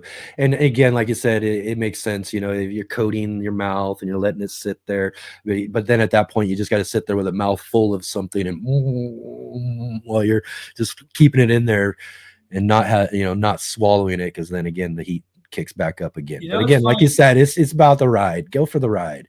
This is the truth. I'm telling you the truth now. When I do videos of eating peppers, when I turn the camera off, I don't have like water next to me, and I don't. The thing with me is I need to know how long that pepper is going to burn. So, and if I drink anything, I don't want to alter it at all. So what I do, I eat it and kind of keep an eye on how long it burns, because length of time, like what is it? The amnesia pepper has a very, very long burn. And I mean, it didn't just happen once. A couple different growers, it burns a little bit longer to me than other peppers. And if you have a pepper that like is a 7 out of 10, and it's going to burn you for 30 minutes, that's going to be a harder, more difficult challenge than a pepper that's a 9 that's only going to burn you for 10. Right. I promise you, the longer that burn goes, it starts to get kind of crazy. So that's why I kind of like to know how long it's going to go. I don't want to end it. Right. Yeah, that's one of the things too you don't think about too, is that there are so many different durations of heat, when they kick in, when they kick off, that sort of stuff as well too. Like I'm telling you, just the variety and characteristics of individual peppers is just amazing. How like they're like fingerprints in a way. It's like each individual one's just kind of got a unique personality of its own. They do. That's a fact. Yeah. All right, so let's see here too. Okay, let's talk about a few different things. You touched on one of them there. A couple of things I think is interesting, and how and why you guys go through this stuff, I thought was another fascinating, because you did mention the green room, and you mentioned this behind the scenes stuff of some of these competitions, which they show you a bit of in this show, Superhots. The people going to the bathroom and evacuating immediately afterwards. Laying on the ground for hours afterwards. Dealing with. Let's talk about stomach cramps, cap cramps, as they're called, right? It's horrible. Horrible. Bane of existence of every chili head. Hey, I evacuate for sure in challenges. They kind of made it look like every time I eat a pepper, I'm going to the bathroom. I love peppers. I only do that on big challenges. So yeah, when you're filling your stomach full. Here's what they didn't talk about in that. When you eat, like, let's say you eat 10, or I'll give you a real life example. The first time I met the UK chili queen in London. Yes. I think I ate 54 peppers in that contest and lost. Okay. Imagine that. You eat 54 Superhots and you lose. But anyway, I ate 54 Superhots. So my throat has the trauma and the pain and the irritation of eating 54 Superhots. I went behind the tent and purged. When you purge, so your throat essentially feels like it has the irritation of about 100 peppers. Because when your throat is irritated when they go down, but it's not like it gives your throat a break when it's on the way up. So that's one thing that they didn't ever touch base on. I mean, it's sometimes if you're cramping really bad, it's good to try to evacuate, but just know that it's going to spike the pain in your throat big time. Oh yeah. The cap cramps are brutal. It's just when that's a whole second ride for your throat right there. First going down, and then now you're bringing it back up with all this acidity and everything too. So So those are things. It's brutal, and the cap cramps are just. These sort of things, again, we just find fascinating how, folks connect to these sort of things. And again, too, is just these competitions. And you mentioned Chili Queen. I thought this was just a really great angle on the show as well, too. And I think probably one of the most fun parts, the thing I enjoyed the most, was watching you two in the boxing ring going at it. And I don't even know, you got to tell me this, man. You had that, your look through that whole thing was like, no problem, I'm doing fine, and she's just having the roughest time. And then all of a sudden, last minute, she just wipes you foot clean. Yeah, man. I'll tell you, if you watch her, every video you'll ever see her in, I don't care if she's eating at a daycare center. She always seems like in every contest, at one point, this is it. She's going to lose. She's not faking it. That's how she is. And she always reaches deep and goes somewhere else. But man, in that one, there's a lot you didn't see. Because at the very beginning, I said, man, I can talk and eat. Yep. It takes concentration to do what you do. I'm going to distract you. And this, a couple of times I was like, you can make this stop. You don't need, and I was talking trash. And I was praying to God that when they edited that, they explained why I was talking trash. Otherwise, I just looked like a jerk. So I was praying that they would explain why I did that. But I was like, I'm going to try to distract you. And I thought for sure I had her, because the only way I can beat her is if she taps out before the speed round. Yeah. Because if she gets to the speed round, something happens to her. She can just she just breathes them in and they're gone. Yeah. She is so fast, and I'm terrified. I have this morbid fear of choking to death. Yeah. On anything, let alone a pepper. But I don't want to choke to death. And she is so fast. So I thought I was going to beat her that time. And let me tell you, the director called me after. He called me, or he texted me one night. He goes, "Are you free?" I'm like, "It's midnight. I'm up." He goes, so he called me. He's like, "I have a question to ask you. Don't be offended." I'm like, ask me. He goes, "Did you throw that match with her?" Right. I said, "Are you kidding me? I want to beat her. I love her. She's a friend of mine. But don't you think I wanted her to hurt and suffer? I wanted her to tap out and take her first loss. I love her. Right, Of course I wanted to beat her. But I know the way it looked, because I was way stronger throughout the whole thing. Someone will eventually, and wouldn't you want it to be you, right? Yeah, I'm just not fast. I get it. Like in a perfect world, to me, a chili contest is I eat a pepper, you eat a pepper. Then it's my turn, then it's your turn. And we keep doing that until someone goes, all right, I don't want to eat another one. That to me is a pepper contest. But think about from a viewer's point of view. And I don't mean you edit it for a reality show. I mean, let's say you go to an event and you sit down and you watch an event like that. You know what? When it starts, okay, listen, I'm going to go watch a golf match on TV. I'll be back in 3 hours. That can go on for, honestly, if you do pepper for pepper, that can go on for an hour and a half. So for the sake of entertaining people that are watching, I understand why League of Fire has the speed round at the end. I get that. But to me, that doesn't mean who can take the most pain, because that's really what a chili contest is: who can tolerate the most pain. That to me is who can eat the last 10 peppers the fastest. And I'm not, listen, please don't mistake what I'm saying. This is not sour grapes. I'm not making excuses. I am not fast, so I need to work on my speed. But in my perfect world, that's not how a pepper contest goes. But I understand why it has to go like that. I get it. Yeah. Excellent. All right, we got a couple of questions I want to get to in just a moment, but I do want to finish this up with one more thing because we're talking about it. But again, there's cap cramps. But the one thing I thought was one of the most fascinating thing that you all go through when it comes down to it, and was really shown in that competition you had there with Chili Queen, is Naga Claw. I mean, what in the world, Naga Claw? I mean, seriously, how you just get your hands all locked up, or just do your toes do the same thing? I'm so fascinated with this, and it's weird. I don't know. I guess the person who coined that term, it happened to them when they ate nagas. And what happens is, I've had it once, which is crazy. I was fine. I could talk, but I had it once in my hands. It's on video somewhere. I bet Dizzy Dragon would be able to tell me. Every single time I've seen it happen to a bunch of people, the same thing. Your hands do this. That's like if you're trying to make a duck. If you try to make a duck sound like a quack, that's what your hands look like, and you can't. Muscles just pinched together, huh? And it looks like a claw. And I'm telling you, that when she did that in that you have no idea how disturbing that is to look at. I'm watching. I'm like, girl, you can't even pick them up anymore. Tap out. Quit. You don't need to do. Why are you doing this? Using like wrists. And I was talking smack. I'm like, I'm loving this, and you're hating it. Tap out. And she's like this, and they were feeding her peppers. But it's Naga Clawed. It's a creepy thing to look at. It's weird. It's it is what it is. Right on. And Davey asks, do you get tired after you eat something hot?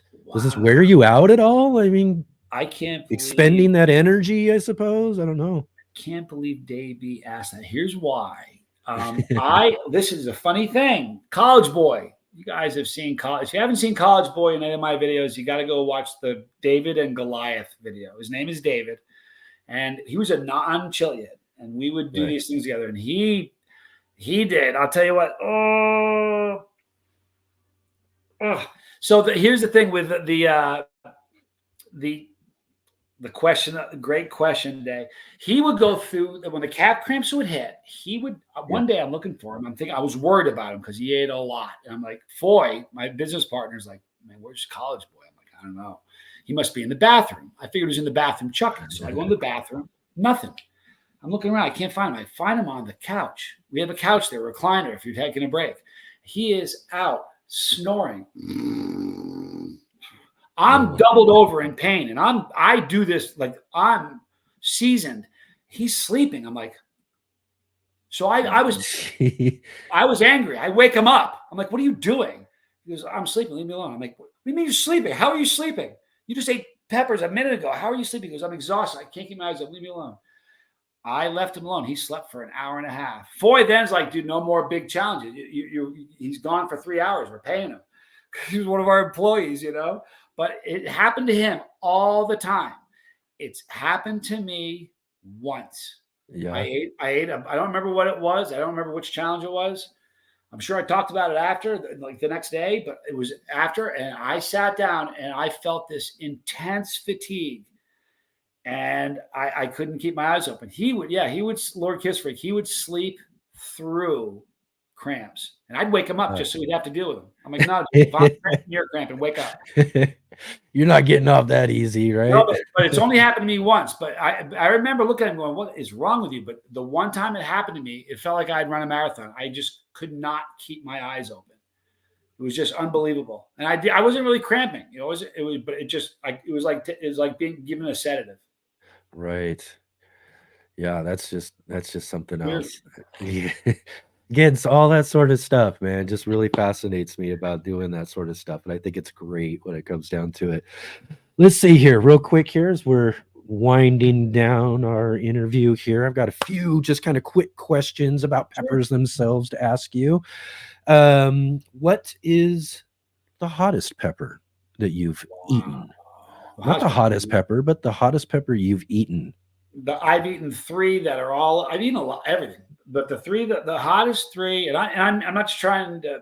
I would literally have to look at the heat number, like the Scoville numbers, to see which is hot technically, because how they felt. I have three that essentially felt the same level of heat. Like I would not be able to determine which is the hottest, and they were a chocolate primatale, an Omega Pod from Tom Broom, Seriously Hot Peppers, and the Louisiana Creeper from Troy Primo. They're all stupid hot, and they just arrive at their heat a little bit differently, but they're all about the same level of heat, just very hot. Hotter than anything a book's going to tell you, everybody. Sorry. You think I was going to get on here and get off and not say something controversial. It's hotter than any pepper that any book is going to tell you about. Thank you. Yeah. Sorry. I apologize,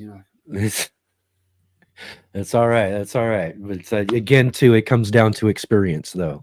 When it comes to those sort of things, and it comes down to and I think one of the things we know for sure is that, and we've kind of touched on this a little bit as well too, is that each plant is different, each variety is different, each pods themselves are different. I think you've even mentioned how like jalapenos, like 1 in 10 jalapenos will be like a lot hotter than the rest of them. So that can happen in almost any other type of pod as well too. So some, pods on a plant are going to be a little bit less heat than some of the other pods that are going to be a lot more heat. So there's a lot of variation in there. So it really comes down to experience, and especially those who have the ability to experience them at a level to be able to bring us back decent information. As far as eating them, it comes to experience. But there's no other way to do this, but other than make it sound like I'm picking on a pepper, and I'm not trying to. Okay. Yeah. And I don't want to bring drama to your show, but I'm just we're talking about it. Yeah. if you had and you probably know what I'm going to say, dude. You've watched my channel. If you had a million chili ads and you said that have all eaten the Carolina Reaper, and you said, "What's the hottest thing you've ever eaten?" Give me the Scoville rating. They're all going to say, "I've eaten 1.5 million Scoville units." They're all going to tell you. They all think that the Reaper they ate was 1.5 million Scoville. Yeah. And I'm here to tell you that for 7 years. I've been a business partner with David Foy from Blazing Foods, and we make products using Carolina Reaper. And what David will do, he's a smart guy. Every time we buy Carolina Reaper powder, we send a sample off to get tested. And the reason we do that is so we know how much we need to use to make our product consistent. And in 7 years of testing Reaper powder, and I mean from probably a half a dozen different sources, not picking on one, about a half a dozen different sources.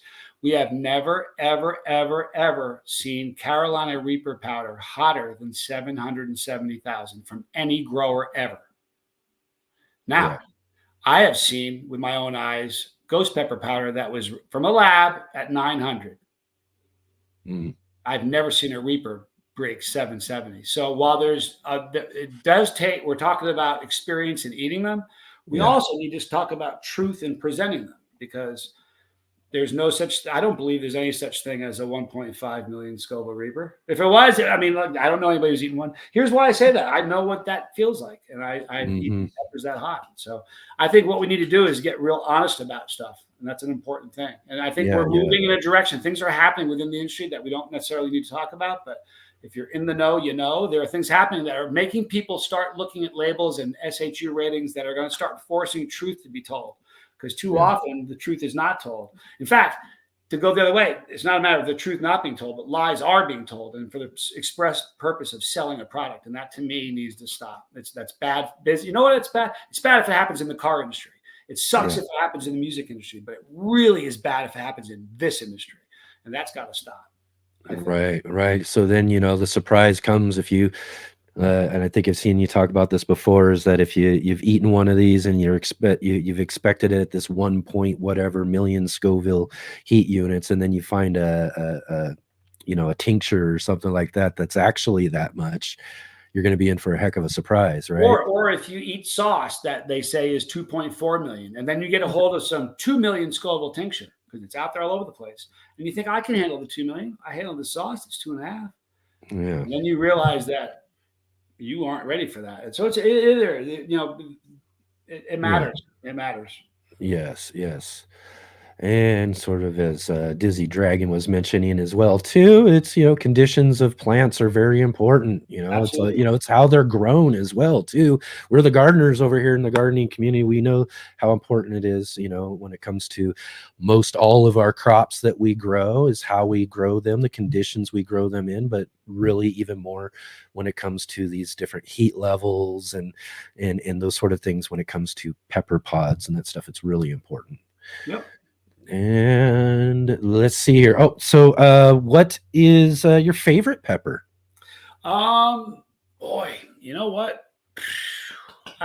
For the last several years, my favorite pepper has been the yellow. It's called a killer yellow. It's a yellow primatale that's grown by Tom Broom. It's got Reaper heat, and it's a yellow pod and taste citrusy. So that really has been my favorite pod. But one thing that's happening is lately, I used to hate chocolate pods because of the floral notes, and I've kind of become this guy who really likes floral. So I'm starting to gravitate toward. I'm wondering if this next season, like a chocolate pod, is going to be my favorite. I don't know. Yeah. Dizzy Dragon pretty much can predict my answers. Yeah, you can, Dizzy. There's no two ways about it. Here's what's scary. You know what? Let me tell you something real quick about Dizzy. One day he said, in a chat, he was like, "Yeah, I've seen all your videos." Or somebody said that. I said, "I appreciate you saying that, but I've made 5,000. Nobody's seen all of them. But thank you for saying that." And Dizzy goes, "No, I have." I said, "Come on." He goes, "No, I haven't. I have them cataloged too. The day you ate it, what you ate, what your thoughts were." I said, "Dude, I don't believe you." He said, "You want me to email them to you?" Dude, oh my. I looked at it and went, I can't believe it. So the other day, somebody was making a video about me, and misrepresented what I said to make it sound like I was saying something else. Right. I emailed Dizzy and said, "Dizzy, I know I've made 5,300 videos, but I need you to find out where this video comes from." 22 minutes later, he goes, "Here it is." He's a genius. He's my man. That's great. Yes, I love Dizzy Dragon. You gotta love it. You gotta love it. That's awesome too. And here representing you really well too. I love it. It's great. Again, too, like we said, community. Community is everything. And so what's your least favorite pepper? There's gotta be a pepper you never want to try again, right?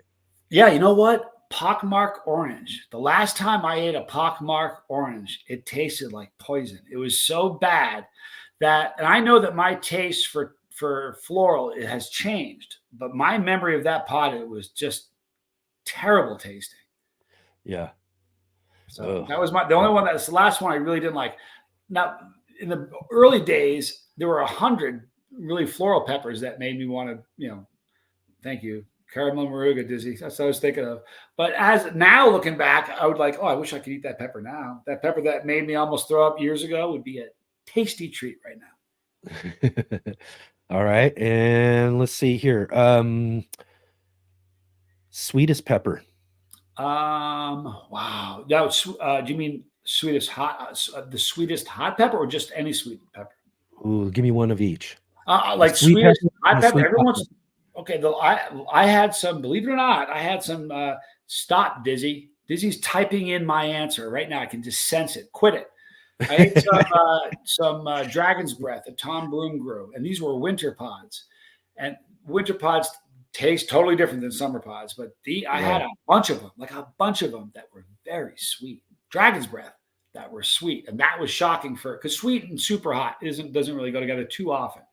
But the ahi delight, bro, the ahi fantasy.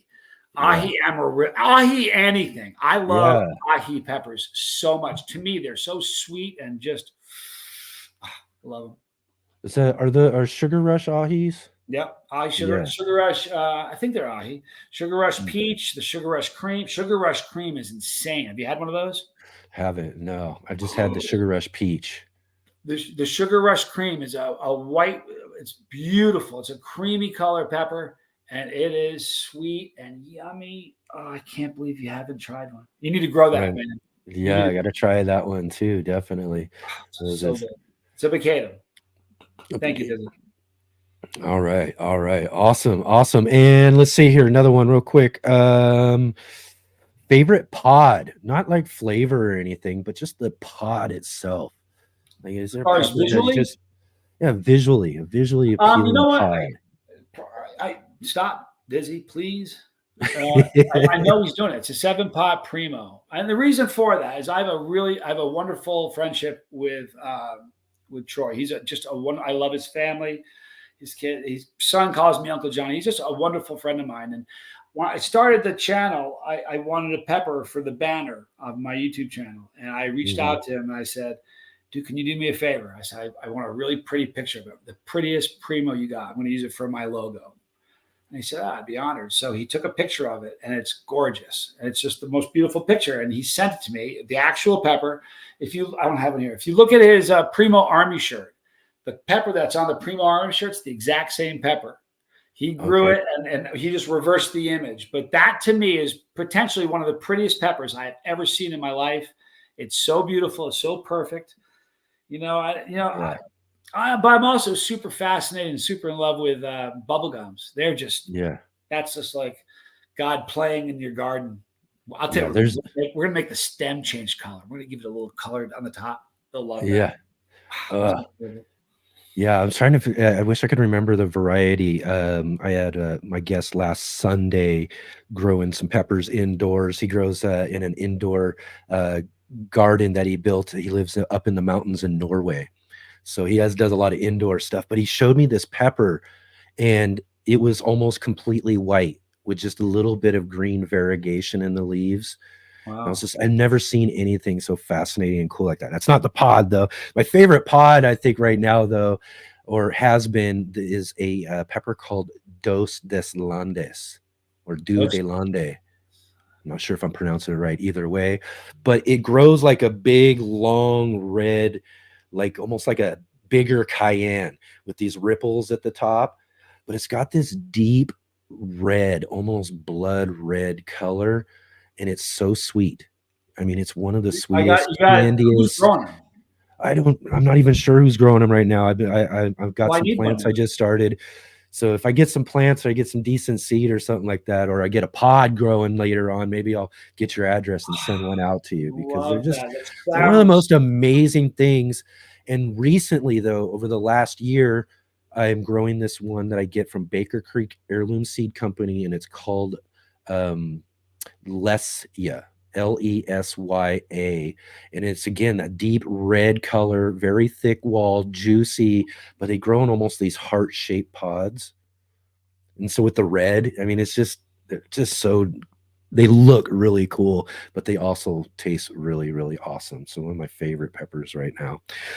But yeah, man, I mean, so awesome here to have you on our show today, Johnny, and talking all about. I mean, I got questions. I could talk all day about all this stuff with you. I was so excited about all of this stuff too, and I was like, man, as I'm writing things down, I'm like, I hope I got enough time to be able to get most of this in, and I think we did a pretty good job today. But I had fun. It was an honor, and yeah. It was I really didn't say anything too bombastic. Just right. Well, I don't know. I guess we'll see later on, I guess, when it comes down to it. But again, like I said, it was one of those things I didn't really quite think about as I was asking people from the pepper community to come on and be a part of the show, because I wanted to have a fun celebration of peppers, because again, it's one of those plants I'm really passionate about. I really love growing. And so I thought, a great weekend just kind of talking about them. And it lined up with the whole SuperHot show and everything. So it was really awesome. Again, too, reaching out to you and you jumping right on and saying, hey, man, I'd love to do it. That was just really awesome as well, too. My pleasure, man. If you ever want me back, just say when. Yeah. I want to thank everybody Dizzy, thank you. Everybody that came over to go through everybody. I don't want to miss anybody, but I shouldn't even said Dizzy's name. But everybody that came here that watched and supported, thank you. Make sure you subscribe. Okay, please do that. Yes, awesome. Again, too, I love it. Talking again about community. And that's one of the things I really love about some of the guests we get to have on our show, is watching some of their community follow them on here and come and join our chat. It's like one of the things that kind of makes our chat kind of fun each week too, is you're getting a new kind of set of different people and different conversations and different things like that. It's one of the reasons why I really, really love these live streams.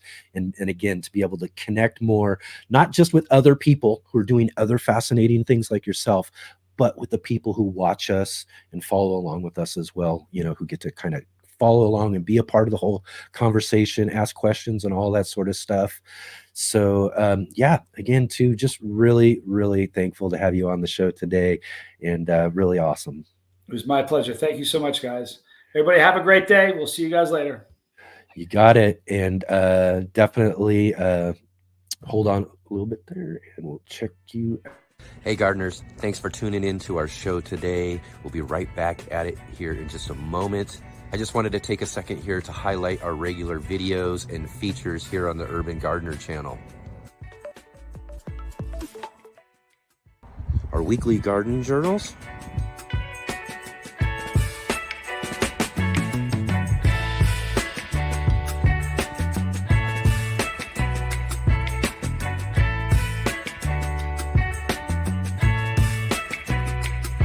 and our incredible featured visits.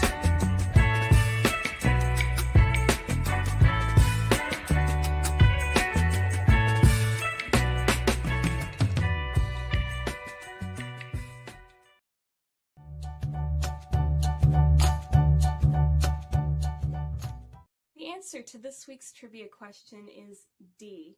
There are estimated to be at least 50,000 varieties of peppers in the world. They're a favorite summer crop among home gardeners, with flavors ranging from sweet and mild to spicy to insanely hot. If you're looking forward to growing your own peppers this summer, Sarah's Seed Shop has several popular varieties available. So head on over to our website today, where you can find garden seeds at unbeatable prices. Thanks, and have a great day.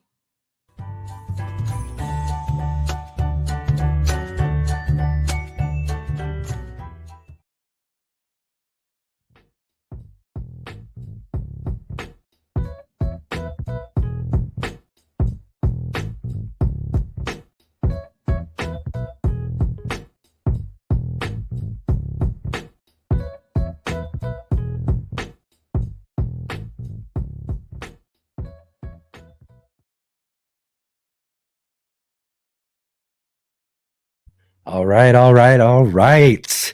What a great interview there. And I didn't think about it until we got towards the end of the interview there, too, that our break we just had was supposed to actually happen earlier in the show. But again, we missed getting our first guest on the show. We'll have to catch up with them at some other point in time. One of the other stars of the Super Hots Hulu show, the Spicy World of Pepper People, Jimmy Pickles, Jim Morrow from Jimmy Pickles Hot Pepper Company.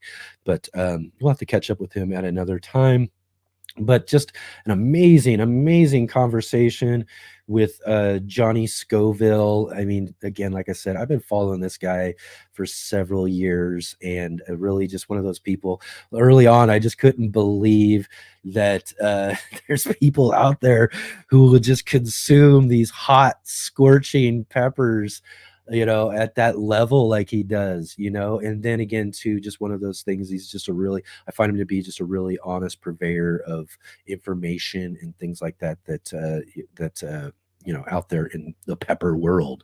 Like I said, I was in this competition and, a couple of years ago that really didn't work out, but it was so cool to have him help me figure out what variety that I was going to grow for this competition, because I wanted an edge. I wanted to win, definitely win that category for sure. And just was really awesome of him to be able to help me out and get me on the road there too. I really wish we would have been able to actually fulfill that competition and get the results from those tests, because they were going to test these peppers. They're going to send them off and have each one of them tested, and so it was going to be whoever had the hottest pepper, based on these tests. So I was really hoping to be able to get some tests done on these peppers and to be able to show kind of the differences of all these different heat levels. And especially as we kind of touched on before with some peppers, it's about how they're grown. It's, all sorts of different conditions that lead up to whether or not a pepper is going to have that sort of heat level that's going to take it up into those really high ranges.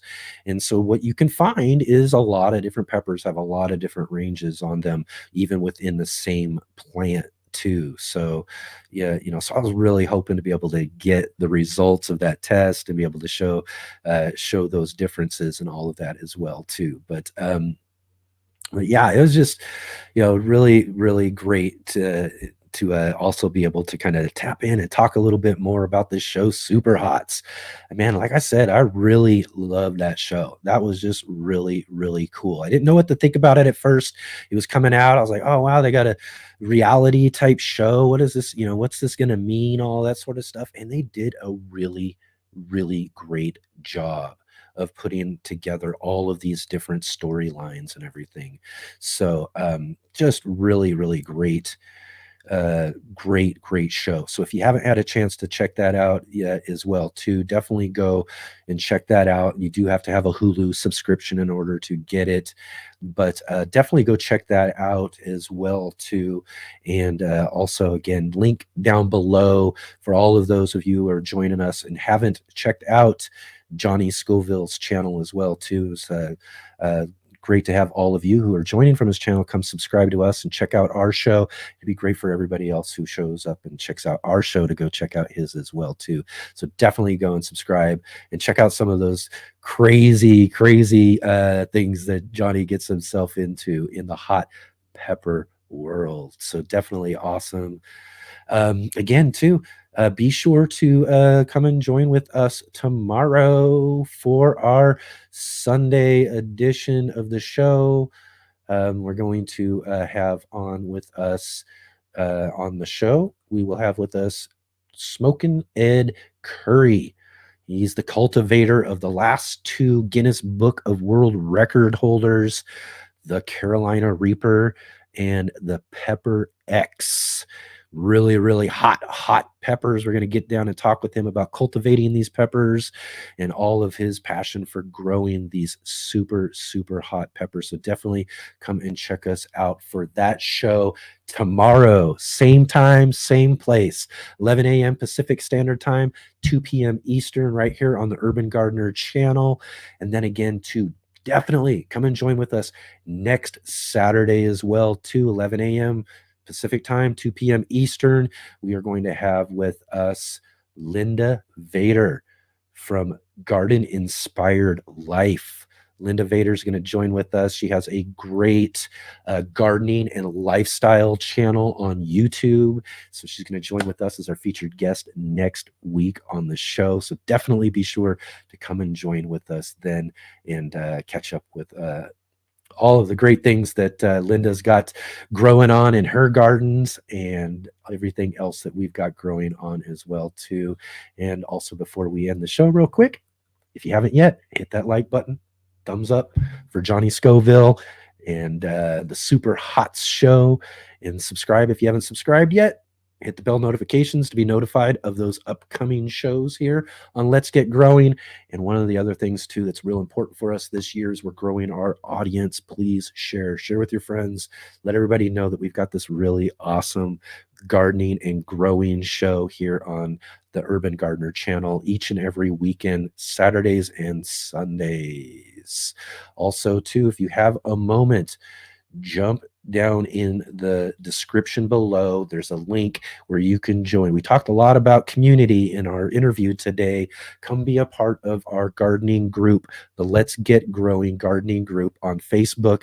And this is a great place where you can come and share all of your gardens and all of your plants you're growing. For all of you pepper growers out there, come to our group, share with us some pictures of your gardens, your plants, your favorite pods, all of that sort of stuff. I want to see it. I mean, we get to share with you everything that we've got growing on here through our show and our channel.